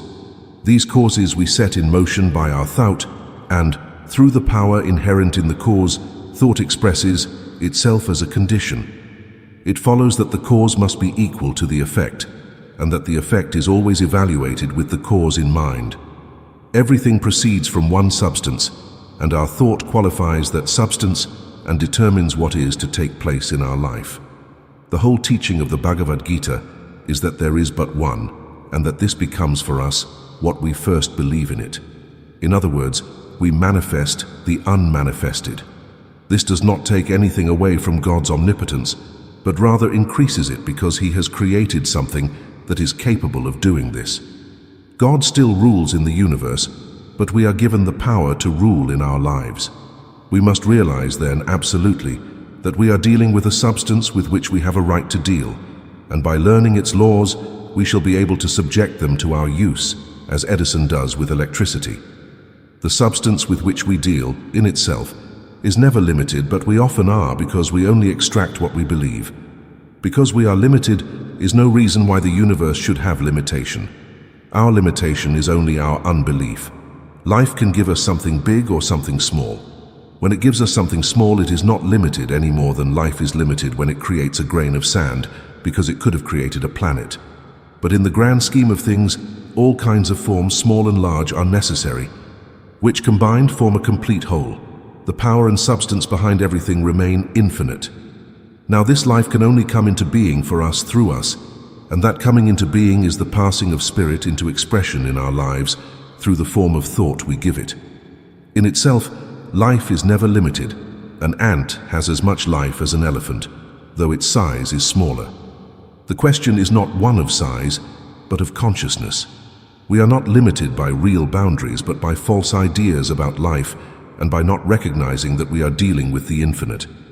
Limitation is an experience of the race, but it is not the fault of God, but of man's perception. And to prove that this is so, let any man break the bonds of this false sense of life, and he will at once begin to express less and less limitation. It is a question of the growth of the inner idea. People often say, when this is said to them, "Do you think I have made up my mind to be poor and miserable? Do you take me for a fool?" No, you are not a fool, but it is quite possible that you have been fooled, and it has happened to most of us. I don't know anyone who has escaped being deceived about life. You may not have had thoughts of poverty, but at the same time, you may have had thoughts that have produced it. Watch your thought process and see how many times a day you think something you would not like to have happen. This will convince you that you have to be attentive, that your thinking has to be controlled. What we have to do is to reverse our thought process and make sure that we only have positive and constructive thoughts. The calm determination to think only what we want to think, regardless of the conditions, will do much to put us on the road to greater life fulfillment. Of course we will fall, of course the road is not easy, but we will be growing. Daily we will be giving the creative mind a newer and greater concept to be worked into the life around us. Daily we will be overcoming some negative tendency. We must hold on to it until we gain mastery of all our thinking, and on that day we will rise, never to fall again. We must be kind to ourselves, never be discouraged, and never give up until we win.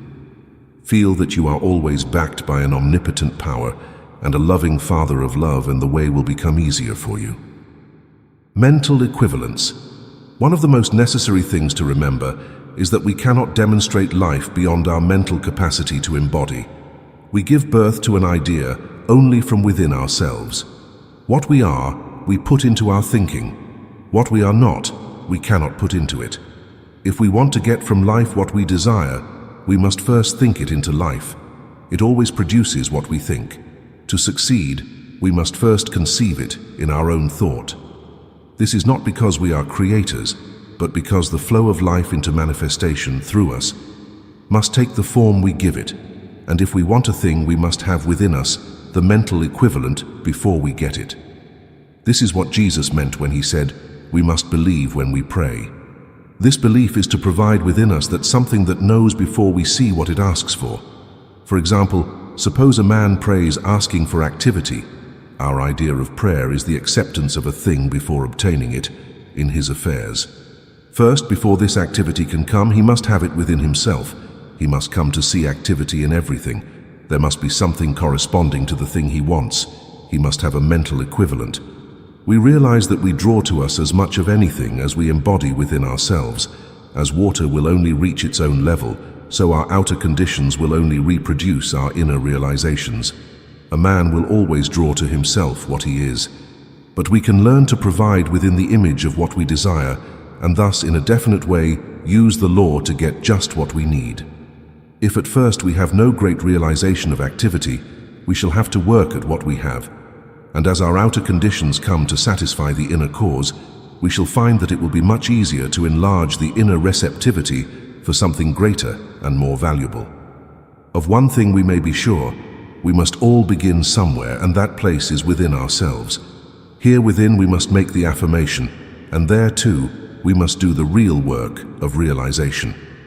At first, the road may seem difficult because we are constantly confronted with what seems to be, and we are not always sure of ourselves or strong enough to overcome it, but we can be content with the assurance that we are growing. Every day we shall be providing a larger concept of life, and with inner growth we shall have an enlarged power to speak to the creative mind, with the result that we shall get a fresh impulse and be doing a greater thing for ourselves. Growth and fulfillment always come from within, and never from without. The old race suggested by fear, poverty, and limitation must be eliminated, and daily we must cleanse our thinking of all that limits the one from showing up in our life. Remember that you are dealing with one power and not two. This will make it easier because you do not have to overcome any conditions, for conditions flow from within outward and not from without inward. A man who goes to a new city will at once begin to attract to himself what he brings in his thought. He must be very careful what he thinks. He must know exactly what he wants and surrender it daily to the Supreme Mind, knowing that she will work for him. Old thoughts must be destroyed and new ones must take their place. Whenever an old thought arises, look it straight in the face and declare that it has no business in your mind. It has no power over you. Declare the law and trust it to the exclusion of all else. Try daily to see more and understand more. Feel every day that you are being specially cared for. There is no special creation for any individual, but we all specialize the law whenever we think of it. For all our thought is taken up and something is always being done with it. A good practice is to sit down and realize that you are a center of divine attraction, that all things are coming to you, that the power within is going out and drawing back everything you will ever need. Don't argue about it, just do it. And when you are done, leave it all to the law, knowing that it will be done. Declare that all life, all love and power are now in your life. Declare that you are now in the midst of abundance. Stick to it even if you don't see the result yet. It will work, and those who believe more always get more. Think of the law as your friend, always looking out for your best interests. Trust it fully and it will bring you good. One law and many manifestations. People often wonder whether the law will not bring evil as well as good. This question would never be asked if people understood what the universal law really means. Of course, it will bring us what we think it will. Every law will do the same. The law of electricity will light our house or burn it down. We decide what we are going to do with the law. The law is always impersonal. There is no possibility of using the law for harmful purposes if we always use it for the fullest expression of life. We must not use it for any purpose that we would not like to experience ourselves. This should answer all questions of that nature. Do I really want what I ask for? Am I willing to take for myself what I ask for others? How can we use the law for evil if we only desire good? We cannot and should not worry about it. We want only good for ourselves and for everyone. When we have initiated causality, immediately the law will go to work realizing our plans. Never distrust the law and be afraid to misuse it. That is a great mistake. Every law is impersonal and does not care who uses it. It will bring to everyone just what is already in his thinking. No person can use it for long in a destructive way, for he will destroy himself if he persists in doing wrong. We have no responsibility for anyone except ourselves. Overcome every idea that you must save the world. We have all tried and we have all failed. We can, by demonstrating it in our own lives, prove that the law really exists as the great power behind all things. This is all we can do. Everyone must do the same for himself. Let the dead bury their dead and seek to live. In this, you are not selfish, but are simply demonstrating that the law governs your life. All can do the same when they come to believe, and none until they believe.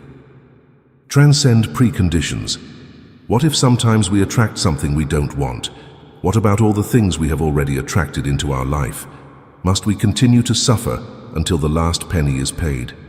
Are we bound by karma? Yes, to some extent, we are bound by what we have done. It is impossible to set a law in motion and not have it produce. What we sow, we must also reap. Of that, there is no doubt. But here is something to think about. The Bible also says that if a man repents, his sins are blotted out and remembered no more forever. Here we have two statements that at first glance do not seem to agree. The first says that we must suffer for what we have done, and the second, that under certain conditions we will not have to suffer. What are those conditions? A change of attitude towards the law. It means that we must stop thinking and acting wrongly. When we do this, we are taken out of the old order and established in the new. Someone will say, if that is true, what about the law of cause and effect? Is it broken? No, it is. The law is not broken. It would still work if we continued to use it in the wrong way.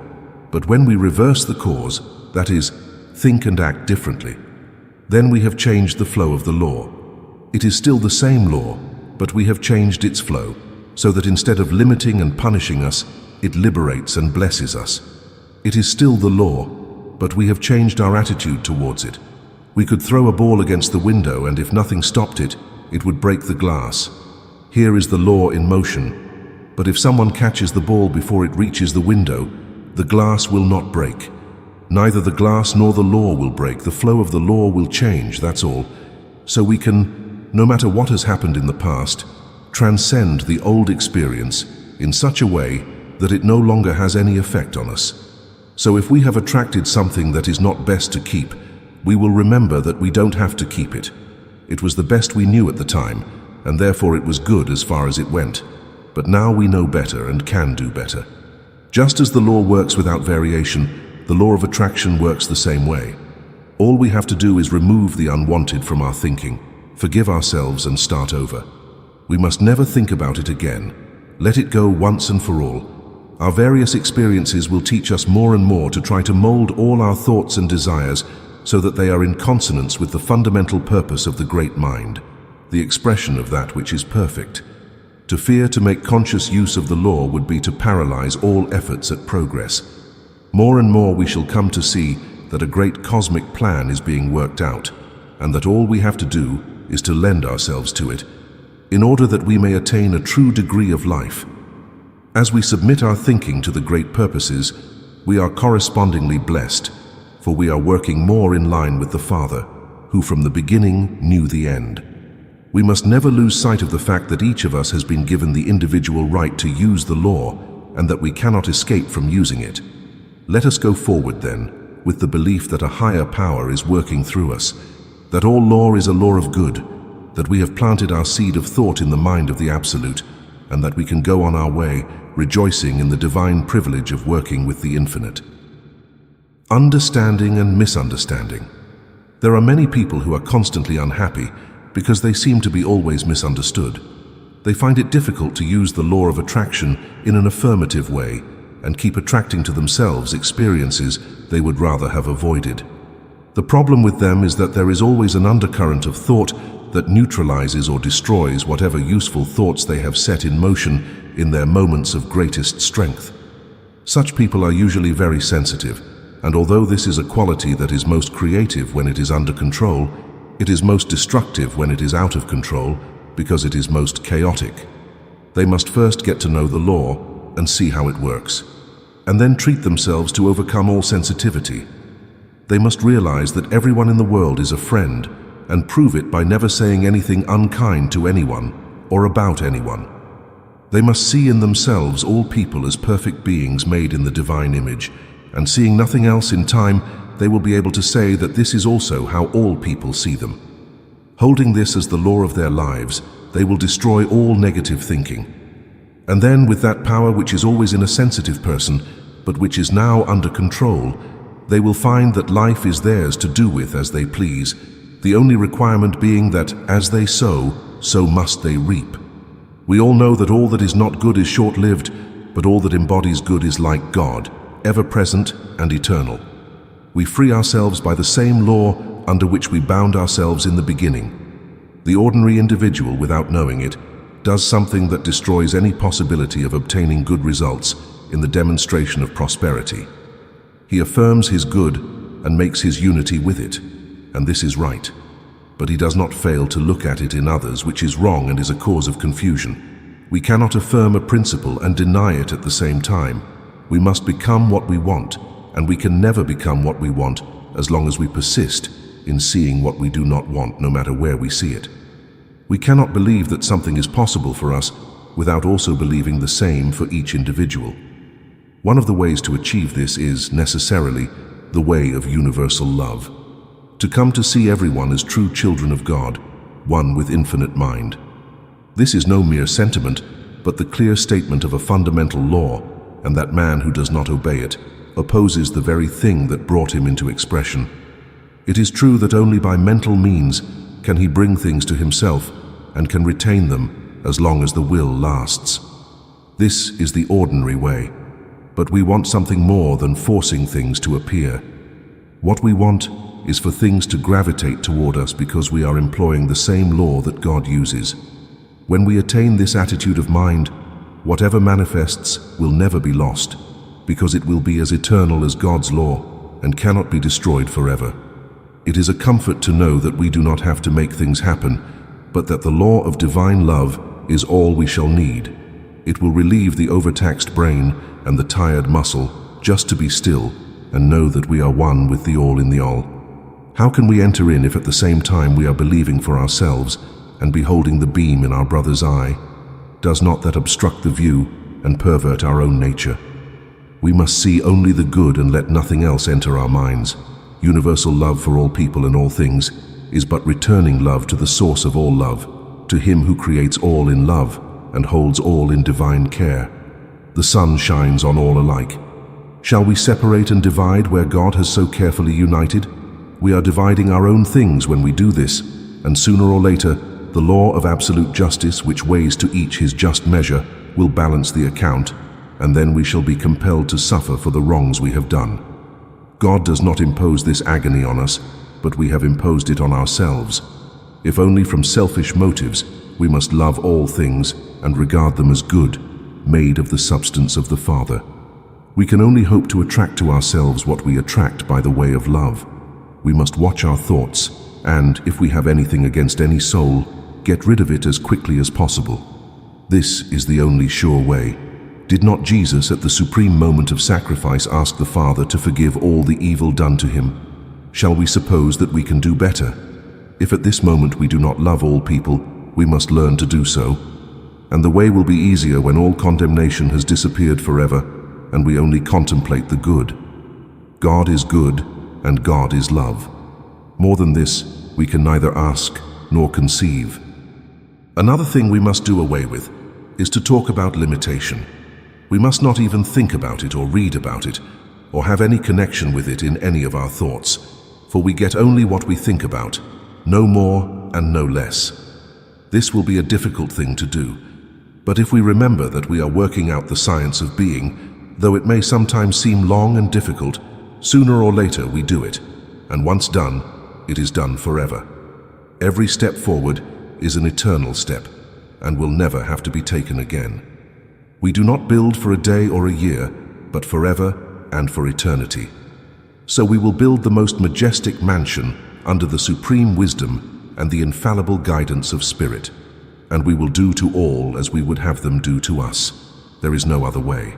The wise will listen, watch, and learn, and then follow what they know to be the only way that is in line with the divine will and purposes.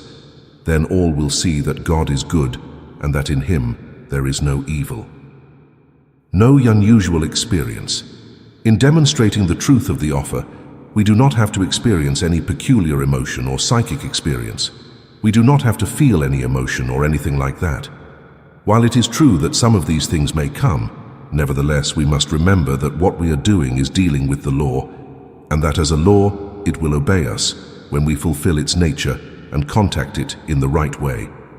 What we are doing is declaring something in mind, and if the impression is clear in our own minds that it is and that it is done, we have put all the activity we can put into it until such time as something happens in the external for us to work upon it.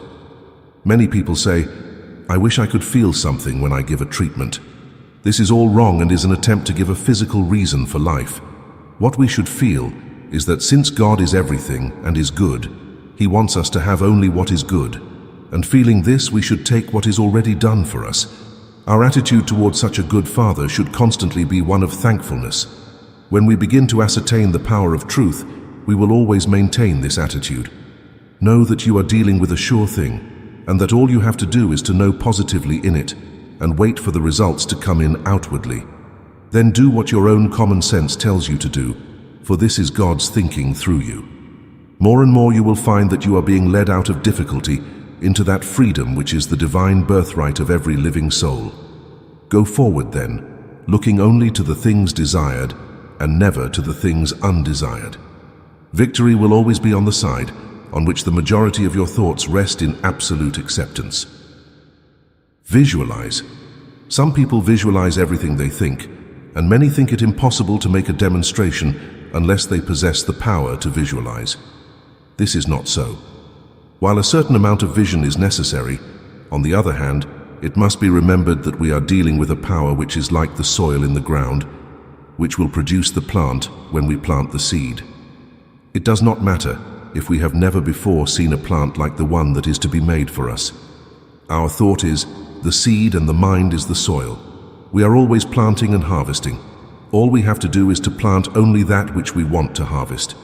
This is not difficult to understand. We cannot think in poverty and at the same time demonstrate abundance.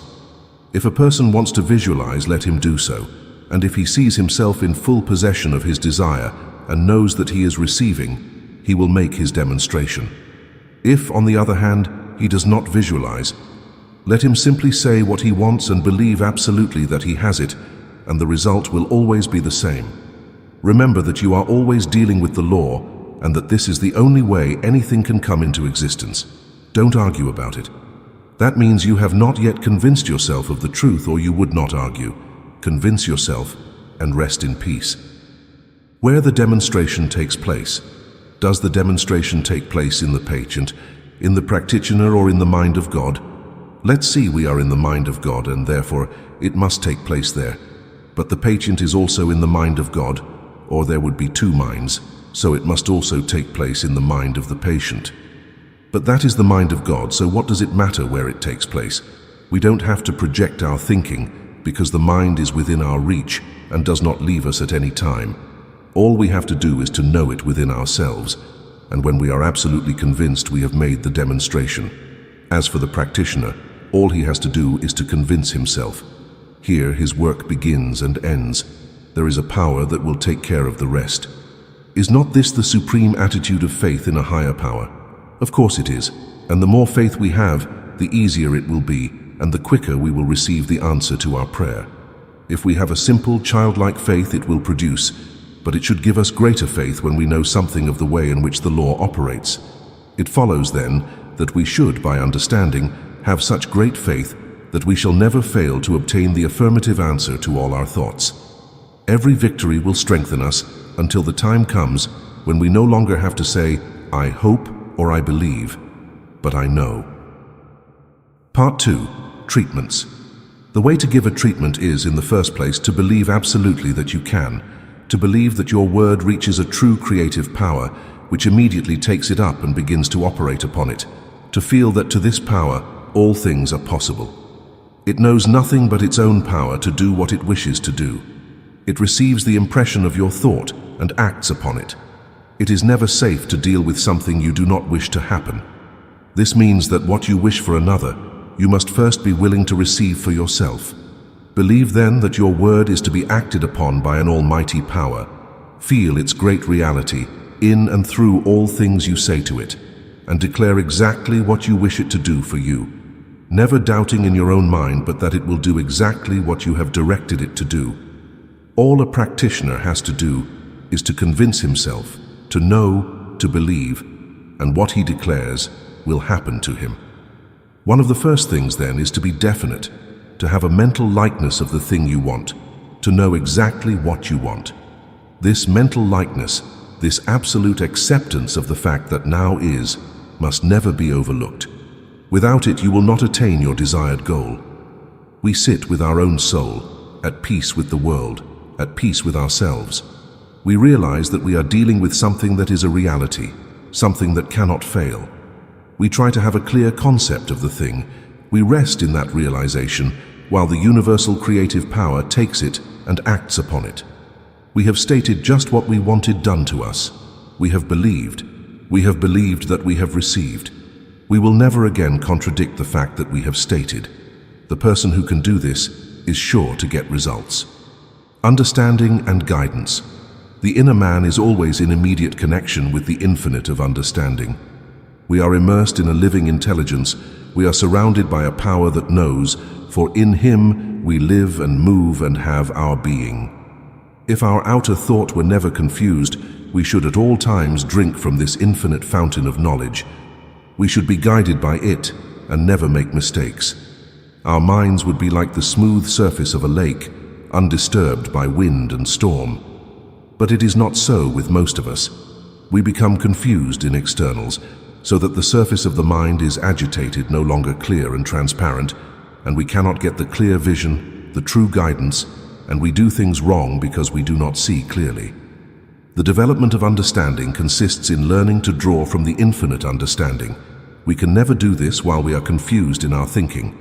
The first thing we must do when we desire greater understanding is to be still and listen to the inner voice, to withdraw for a few moments into the silence of the soul, taking in here what we already know and realizing that a greater intelligence is enlarging it.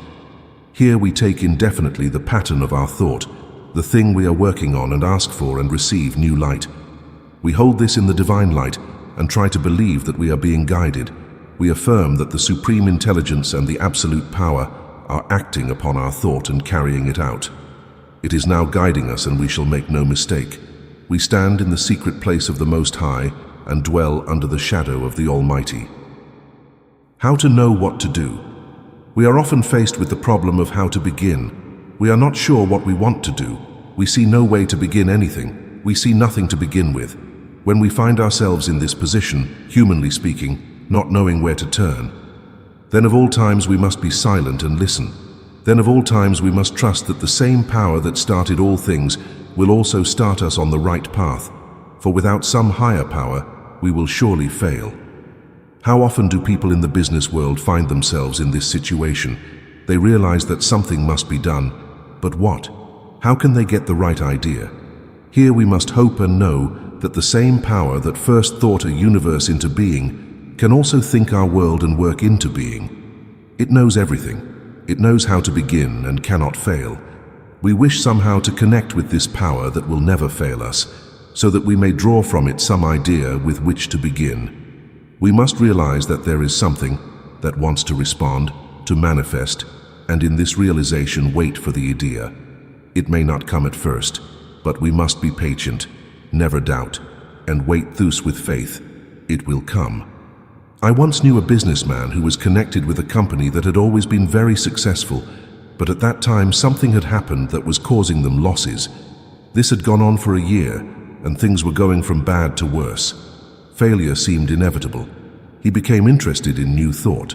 He was told that he could extract an idea from the infinite and work it out on the plane of the visible. He told his associates that he wished to go home for a few days, and when he returned, he would have worked out an idea that would put the business on a successful footing. They laughed at him, as people usually laugh at what they do not understand, but having no other plan, they consented. He went home and for 3 days sat in deep thought, claiming the supreme guidance and absolute direction of spirit. During this time, a complete plan was formulated in his mind as to the exact method to be followed in the business. He returned and told his plan to his associates. Again they laughed, saying that it could not be done in business, that it could not be done in any way, that it would not work. But they again consented, knowing it was this or failure. So he set to work carrying out every detail of his thinking, following every direction that had come to him during those 3 days, and within a year he got the business, which was failing, up to a level that surpassed anything they had experienced before, proved the law, and became such an expert of caliber that he gave up his business and devoted all his time to helping other people do for themselves what he had done. What this man did, anyone can do if they follow the same path and refuse to be discouraged. There is a power that simply waits for us to recognize it, to arise in our thinking as an infallible guide. For those who lean on the ever-extended arm of the infinite, life is big with unlimited possibilities. We must wait and listen, and then go about our external affairs with the inner conviction that we are being guided toward a more perfect expression of life. Everyone can do this. Following a thought. When we feel that we have the right direction, when something within us tells us that we are being guided, then, no matter what it seems, we must follow it. Something beyond our intelligence is doing something through us, and we must do nothing to contradict it. Perhaps it may lead us to do something that seems to go against the experience of the race. No matter. Every advance in invention and every advance along any line has always been ahead of what race experience thinks possible. The great men are those who have a vision and set to work to make it a reality. never looking aside, but with determination and serenity, persevering until it is achieved. It may require much patience and much faith, but the end is as sure as the reality of a supreme being. Never hesitate to trust that inner guidance. Never fear, but it will be right. We are all in the midst of the supreme intelligence. She presses against the doors of our thought, waiting to be known. We must be open to it at all times, ready to receive direction and be guided to greater truths. The single stream of thought. We are all in the mind, and what we think in it is taken up and made into us. This means that what we think will be done. We cannot think one way one day and change our thinking the next and expect to get the desired results. We must be very clear in our thinking, sending forth only those thoughts that we wish to see manifested in our condition. Here is something worth remembering. Unless we are working with like-minded people, it is better to work alone. One stream of thought, even if it is not very powerful, will do more for us than many powerful streams that are at odds with each other. This means that unless we are sure that we are working with people who harmonize, we are better off working alone. Of course, we cannot withdraw from business simply because people disagree with us, but what we can do is keep our thoughts to ourselves. We don't have to leave the world to control our thinking, but we do have to learn that we can stay in the world and continue to think just what we want to think, regardless of what others think. A single stream of thought sent daily to the creative mind will work wonders. Within a year, the person practicing this will have completely changed his or her living conditions. The way to practice it is to spend some time daily in thinking and mentally seeing what is desired, to see the thing as it is desired, and then to affirm that it is done. Try to feel that what has been affirmed is the truth. Words and affirmations merely shape thought. They are not creative. Feeling is creative, and the more feeling that is put into the word, the more power it has over conditions.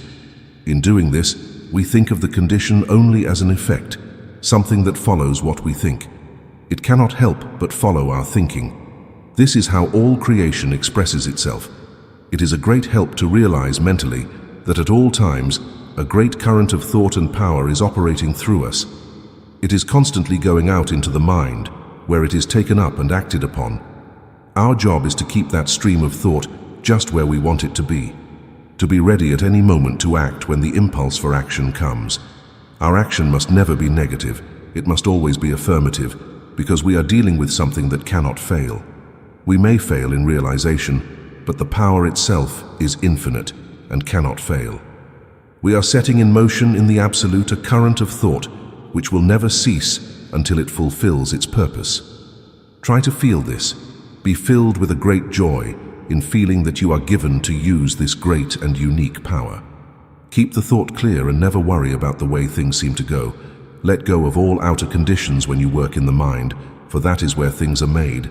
That is where creation is happening, and now it is doing something for us.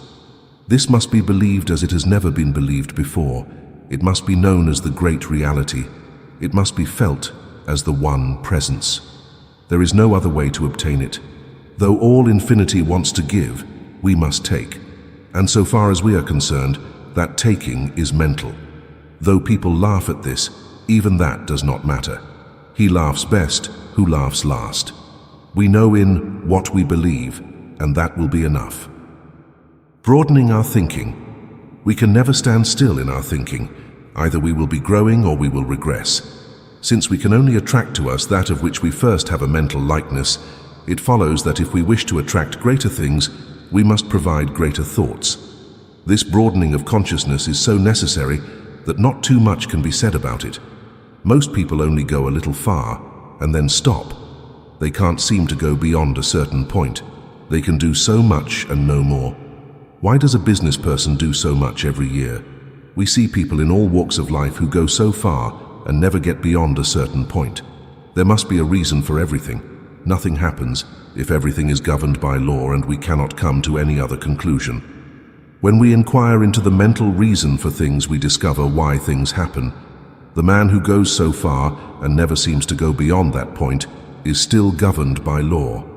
When he allows his thoughts to carry him into wider fields of action, his conditions reach as far as his thought. When he ceases to widen his thought, he ceases to grow. If he were to go on in thought, realizing more and more, he would find that in the outward form of things he would be doing greater things. There are many reasons why a man stops thinking of greater things. One of them is lack of imagination. He cannot conceive of anything but what has already happened. Another thought runs like this: this is as far as I can go in my business. Right here he signs his own death warrant. Often a person will say, I'm too old to do bigger things. That's where he stops. Another person will say the competition is too great, and this is where this man stops. He can go no further than his thinking will take him. All this is unnecessary when we realize that life is first of all consciousness, and then come the conditions. We see no reason why a man cannot go on and never stop growing. No matter what age or circumstances, if life is thought, we can go on thinking greater things. There is no reason why a man who is already well should not be mentally capable of conceiving a still better condition. What if we are active? Greater activity is always possible. We can still see a little further than we have seen before. This is just what we must do to see, even if it is just a little beyond our previous thinking. Whenever we practice this, we shall find that every year we shall be growing, every month we shall be advancing, and in time we shall become really great. As there is no restraint on that power which is infinite, as the unlimited has no limits, so we must keep trying to see more and greater possibilities in life. We must definitely work every day for the expansion of thought. If we have 50 clients a day, we should strive to believe that we have 60. When we have 60, we should mentally see 70. This should never stop. There is no stopping place in the mind. Let go of everything else. Let go of everything else in your thought, and mentally see more coming to you than has come to you before. Believe that mind is setting this up for you, and then go about your business in the regular way. Never see limitation, never dwell upon it, and above all things, never speak of limitation to anyone. This is the only way, and there is no other way to grow a greater thought. The man with a great thought is always the man who does great things in life. Take hold of the greatest thing you can think of and claim it for yourself. Mentally look at it and hold it as a done thing, and you will prove to yourself that life has no limits. Always come together. There is no reason why a person should ever stop. This does not mean that we should be greedy, trying to accumulate more and more to have, but that our thinking should expand in such a way that it cannot help but gather more and more, even if, on the other hand, or with the other hand, we are always distributing what we gather. In fact, the only reason for having is that we may give of what we have. No matter what great thing happens to us, we must keep expecting more and more. Even when we think we have finally arrived, just at the moment when it seems that life has given us all we could bear, just here let it be just a beginning for even greater things. No matter how big a picture you have in mind, make it bigger. The reason so many people get to a point where they stop is that they get to a point where they stop growing in their own minds. They get to a point where they can't see anymore, thinking that because they have really done something great, they should stop there. We must watch our thinking for signs of inactivity. Nothing in the universe ever stops. Everything is built on an unlimited foundation, drawn from an unlimited source, arising from an infinite sea of unmanifested life. We speak to this life and draw from it all that we think. Life is always unlimited, and the only thing that limits us is our inability to conceive mentally, and we must draw more and more from that unlimited source. Mental likeness. We can only draw from the infinite what we first think of it. It is at this point that many fail, thinking that all they need to do is affirm what they want, and it will come. While it is true that affirmations have real power, it is also true that they have only what we speak into them. Just as we cannot speak a word we do not know, we cannot make an affirmation we do not understand. In reality, we only affirm what we know to be true. We know to be true what we have experienced within ourselves. Even if we have heard or read that such and such a thing is true, only when there is something within our own soul that corresponds to or recognizes its truth. Is it true for us? This must never be lost sight of. We can only effectively affirm what we know, and we only know what we are. It is here that we see the need to provide ourselves with a larger concept of life, a larger idea of ourselves, and a larger concept of the universe in which we live, move, and have our being. This is a matter of inner growth, along with the broadening of all lines of thought and activity. If we want to do a really worthwhile thing, we must grow mentally until we are that thing, which we want to see made flesh. This may take time, but we should be glad to spend all the time necessary for our own development. But few people in limitation have a mental likeness of abundance. This image must be proportionate. The thought must be large enough to embrace the whole of the thing desired. A small thought will produce only a small thing. The very fact that all is mind proves this to be true. Everything is mind, and because it is, we can only extract from that mind what we first think of it as a reality. We must become what we want. We must see it, think it, realize it, before the creative power of mind can realize it for us. This is an inner process of expansion of consciousness. It is a thought that grows and is realized within us. Everyone who wants it and takes the time and trouble can do it, but it will mean work. Most people are too lazy to make the effort. Daily we must train our thinking to see only that which we wish to experience, and since we are growing in what we are dwelling on mentally, we must put all small and insignificant thoughts and ideals out of our thinking and see things in a broader way. We must cultivate the habit of a broadened mental horizon, seeing farther and farther every day, and thus experiencing greater and greater things in our daily lives. A good practice for the broadening of thought is to see ourselves daily in a slightly larger place, filled with more activity, surrounded by more influence and power, to feel more and more things coming toward us, to see that there is much more ahead, and as far as possible, to know that we now have all that we see and all that we feel. Affirm that you are that greater thing, that you have now entered into that greater life. Feel that something within you is drawing more to you. Live with the idea and let the concept grow, expecting only the biggest and the best to happen. Never allow small thoughts to enter your mind, and you will soon find that a bigger and grander experience has entered your life. Keep the thing in mind. Never let go of the mental image until it manifests. Daily bring to mind the clear image of what you desire and impress it upon the mind as an accomplished fact.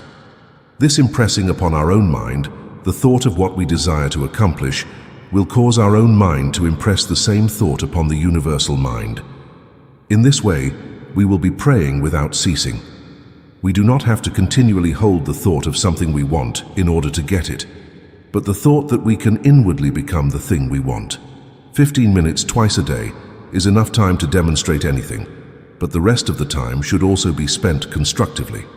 That is, we must stop all negative thinking and abandon all wrong thinking, clinging to the realization that it is already done for us. We must know that we are dealing with the only power that exists in the universe, that there is no other besides it, and that we are in it participating in its nature and laws. Always behind the word we send forth must be the serene confidence in our ability to speak to the power and the will of mind to execute for us. We must gradually grow in assurance and confidence in the invisible world of spiritual activity. This is not difficult if we remember that spirit does things of itself simply by becoming the thing it does, and since there is no other power to oppose it, it will always work. Spirit will never fail us if we never stop believing in its goodness and responsiveness. Life will simply become a great song when we realize that since God is for us, no one can be against us. We will simply cease to exist, we will live. We will destroy all thoughts that we do not wish to experience. We must resolutely fix our faces on the rising consciousness of the Sun of Truth. Seeing only the one power, we must destroy the adversary and leave the field to God or good. All that is in any way negative must be wiped from the slate, and we must enter daily into higher thought, to be washed from the dust and chaos of objective life. In the silence of the soul's communion with the great cause of all being, in the stillness of the Absolute, in the secret place of the Most High, behind the din and ceaseless roar of life, we shall find a place of rest and a place of true spiritual power. Speak in this inner silence and say, I am one with the Almighty, I am one with all life, with all power, with all presence, I am. Listen to the silence. From the seeming emptiness, the voice of peace will answer the waiting soul. All is well. Here we make known all our needs and desires, and here we receive first-hand from the infinite all that we will need for life to be wholesome, happy, and harmonious. Few enter here because of the belief that conditions and circumstances control. Know that there is no law but God's, that the soul establishes its own law in the infinite, and that our least desire is honored by the Father mind. Practice daily the truth, and die daily to all wrong thinking. Spend more time receiving and realizing the presence of the Most High, and less time worrying. Wonderful power will come to him who believes and trusts in that power in which he has come to believe. Know that all good and all God is with you, all life and all power, and never again say, I fear, but always, I trust, for I know in whom I have believed. Direct practice for prosperity. Suppose you are carrying on a mail order business and sending cards all over the country. Take the cards in your hands, or simply think of them, and declare in the one mind that they will accomplish their purpose. Be certain that every word written on them is true and carries its own conviction. Visualize each one arriving at its destination, where it will be received with joy and read with interest. Affirm that this is so at this very moment. Feel it to be the truth. Mentally assure yourself that each letter will find its way to the exact place where it will be desired and where it will benefit the recipient. Feel that each letter is cared for by Spirit, that it is a messenger of truth and power, and will carry with it conviction and accomplishment. When you utter the word, always feel that the mind takes it up immediately and acts unceasingly accordingly. Our role in the creative process is to know this and be willing to do all we can without haste or worry. And above all, to trust absolutely that Spirit will take care of the rest. Whoever sees most clearly and believes most firmly will demonstrate the most. You should be that person, and you will be as soon as the false thoughts disappear and the realization comes that there is only one power and one presence. We are enveloped in infinite love and intelligence, and we must embrace them and claim their protection against all evil. Declare your word to be the manifestation of the presence and activity of the power of all that exists, and wait for the perfect concept to manifest. Race consciousness. One of the things that largely hinders us from demonstrating a greater degree of prosperity may be called race thought or race consciousness. This is the result of all that the race has thought or believed. We are immersed in it, and those who are receptive to it are controlled by it. All thought seeks to express itself along the lines of least resistance. When we become negative or fearful, we attract that type of thought and condition. We must be self-confident, we must be positive, we must not be aggressive but absolutely secure and balanced within ourselves. Negative people always attract negative conditions. They get into trouble easily. Positive people attract positive things. They are always successful. Few people realize that the law of thought is the great reality, that thoughts produce things. When we come to understand this power of thought, we will carefully watch our thinking to make sure that no thought enters, that we do not want to become a thing. We can protect our mind by knowing that no negative thought can enter. We can practice daily by saying that no racial thought of limitation can enter our mind. That Spirit surrounds us and protects us from all fear and all limitation. Let us clothe ourselves with the great realization that all power is ours and that nothing else can enter. Let us fill the atmosphere of our homes and workplaces with streams of positive thought. Other people will sense this and will like to be near us and enter into the things in which we participate. In this way, we will be continually attracting only the best. Develop intuition. If a person would always live close to the mind, he would never make big mistakes. Some people seem to have the faculty of always knowing what is best to do. They are always successful because they avoid making mistakes. We can all train ourselves in such a way as to be guided by the supreme mind of the universe, but we can never do this until we believe that we can receive directly from the source of all knowledge. This is done by sitting in silence and knowing that Spirit is directing us inwardly. We must try to feel that our thought is being permeated by the thought of Spirit. We must wait for it to direct us, but never become discouraged if we do not immediately receive a direct impression. The work is going on even if it is not seen or felt. The thought is forming in our mind and will eventually emerge as an idea. When the idea arises, always trust it, even if it is not exactly as you expected. First impressions are usually the most direct and clear. They usually come directly from the mind of the universe and should be carefully expressed. We declare, as we sit in silence, that the Spirit of all knowledge is making known to us what we should do, that it is telling us what we should say or where we should go. Have absolute confidence in this, for it is one of the most important things to do. We must always have that inner security before we undertake any new venture, to be sure that we have really put everything in the hands of life and that all we have to do is to work it out on the outside. We will learn to avoid mistakes when we learn to be directed by that inner voice that is never wrong. We must declare in silence that intelligence guides us, and it will. Presence of activity. Suppose your place of business does not seem to manifest any activity. That is, suppose customers do not come. To the business person, the presence of customers usually means activity. Suppose you have come to believe that the principle will work in the smallest things as well as in the largest. What you want now is greater activity. How are you going to see activity when there is none? Here is a big question in truth. Are we to overlook what we see and what we have experienced? Yes, absolutely. There is no other way. If we continue to see the thing as it appears, we can never change its appearance. What we must do then, in spite of the apparent inactivity, is to know and mentally see and declare that we are in the midst of activity. Feel that this is true. Mentally see the place full of people. Know that it is crowded with customers all the time. Declare that your word attracts them. Have no sense of tension about it. Simply know that you are dealing with the only power there is. It will work. It must work.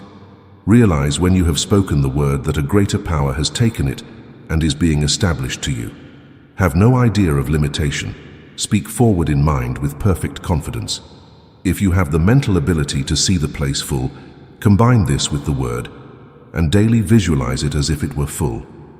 Always combine faith in the higher power with everything you do.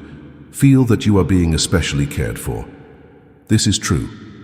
When a soul turns to the universe of unmanifested life, at the same time he turns to it. Jesus told it in the story of the prodigal son. The father saw it from afar. There is always that turning toward us of the father mind when we turn toward it and come into closer contact with life. We must keep our minds clear so that when the Spirit brings the gift, we are open to receive it. Even God cannot force things upon us. We must receive even before we see. For weak and helpless hands, groping blindly in darkness, touch the right hand of God in that darkness and are lifted up and strengthened. Always, when we believe, we will have that honest belief of the Spirit of life. Seeing mentally just what we want, seeing still though the heavens fall, we shall succeed in proving that the law of life is a law of liberty. God made man to have all that the universe contained and then left him alone to discover his own nature. Give up all striving and all struggle, and within your own soul know the truth and trust it absolutely. Daily declare that you are being guided and protected, and that the power of Spirit is making everything happen, and wait in perfect peace and confidence. Such an attitude of mind will overcome anything and prove that the force of spiritual thought is the only real power in the universe. To attract your own to you. Suppose you wish to attract to yourself friends and companions, that you wish to enlarge your circle of friends. This too can be solved by law, for everything can be solved by the same law, the reason being that all is one and that the one becomes many in expression. There are too many people in the world who feel lonely because they have a feeling of separation from people. The thing to do is not to try to unify with people, but with the life principle behind all people and things. This is working from the center and not from the circumference. In this one mind are the minds of all people. When you unite your thought with the whole, you will be united with the parts of the whole. The first thing to do then is to realize that life is your friend and companion. Feel the divine companionship. Feel that you are one with all life.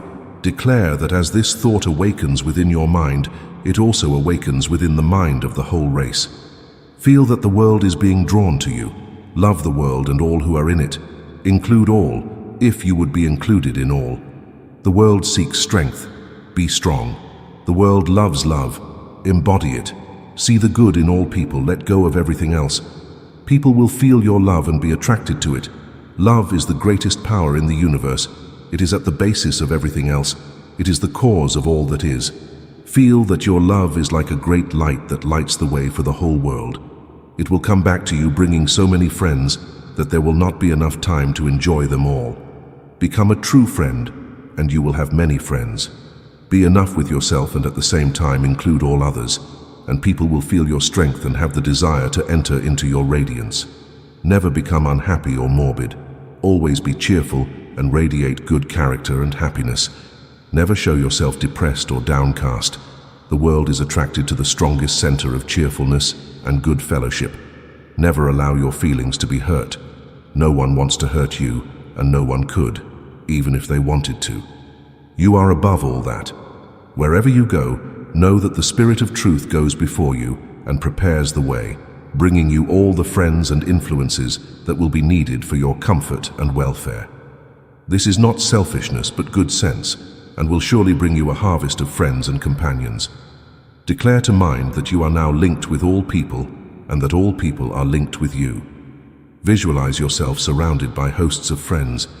Mentally feel their presence, and rejoice that all good is yours now. Do this no matter what seems to happen, and it won't be long before you meet wonderful friends and get in touch with the greats of the world. The last word. In the last analysis, man is just what he thinks he is. He is great in capacity if he thinks great thoughts. He is small if he thinks small thoughts. He will attract to himself what he thinks most. He can learn to govern his own destiny when he learns to control his thoughts. To do this, he must first realize that everything in the manifest universe is the result of an inner activity of mind. This mind is God, producing a universe by the activity of his own divine thoughts. Man is in this mind as a thinking center, and what he thinks governs his life, just as God's thought governs the universe, setting in motion all cosmic activities. This is so easy to understand and so simple to use that we often wonder why it has taken us so long to discover this, the greatest of all truths of all ages. Believe, think what is believed to be true, think in mind every day what you wish to come back, eliminate negative thoughts, hold all positive thoughts, thank the Spirit of life for being thus always trusting the higher law, never argue with yourself or others, use. These are the steps that, when followed, will lead us to where we shall not have to ask if it is true, because having proved it, we shall know it. The seed that falls on the earth will bear fruit of its own kind, and nothing will hinder it. He that hath ears to hear, let him hear. As you conclude this enriching exploration into the realm of creative mastery, may the insights and principles shared by Ernest Holmes continue to resonate within you, guiding your path towards limitless possibilities and unparalleled success. Farewell, and may your journey be illuminated by the boundless power of your creative mind.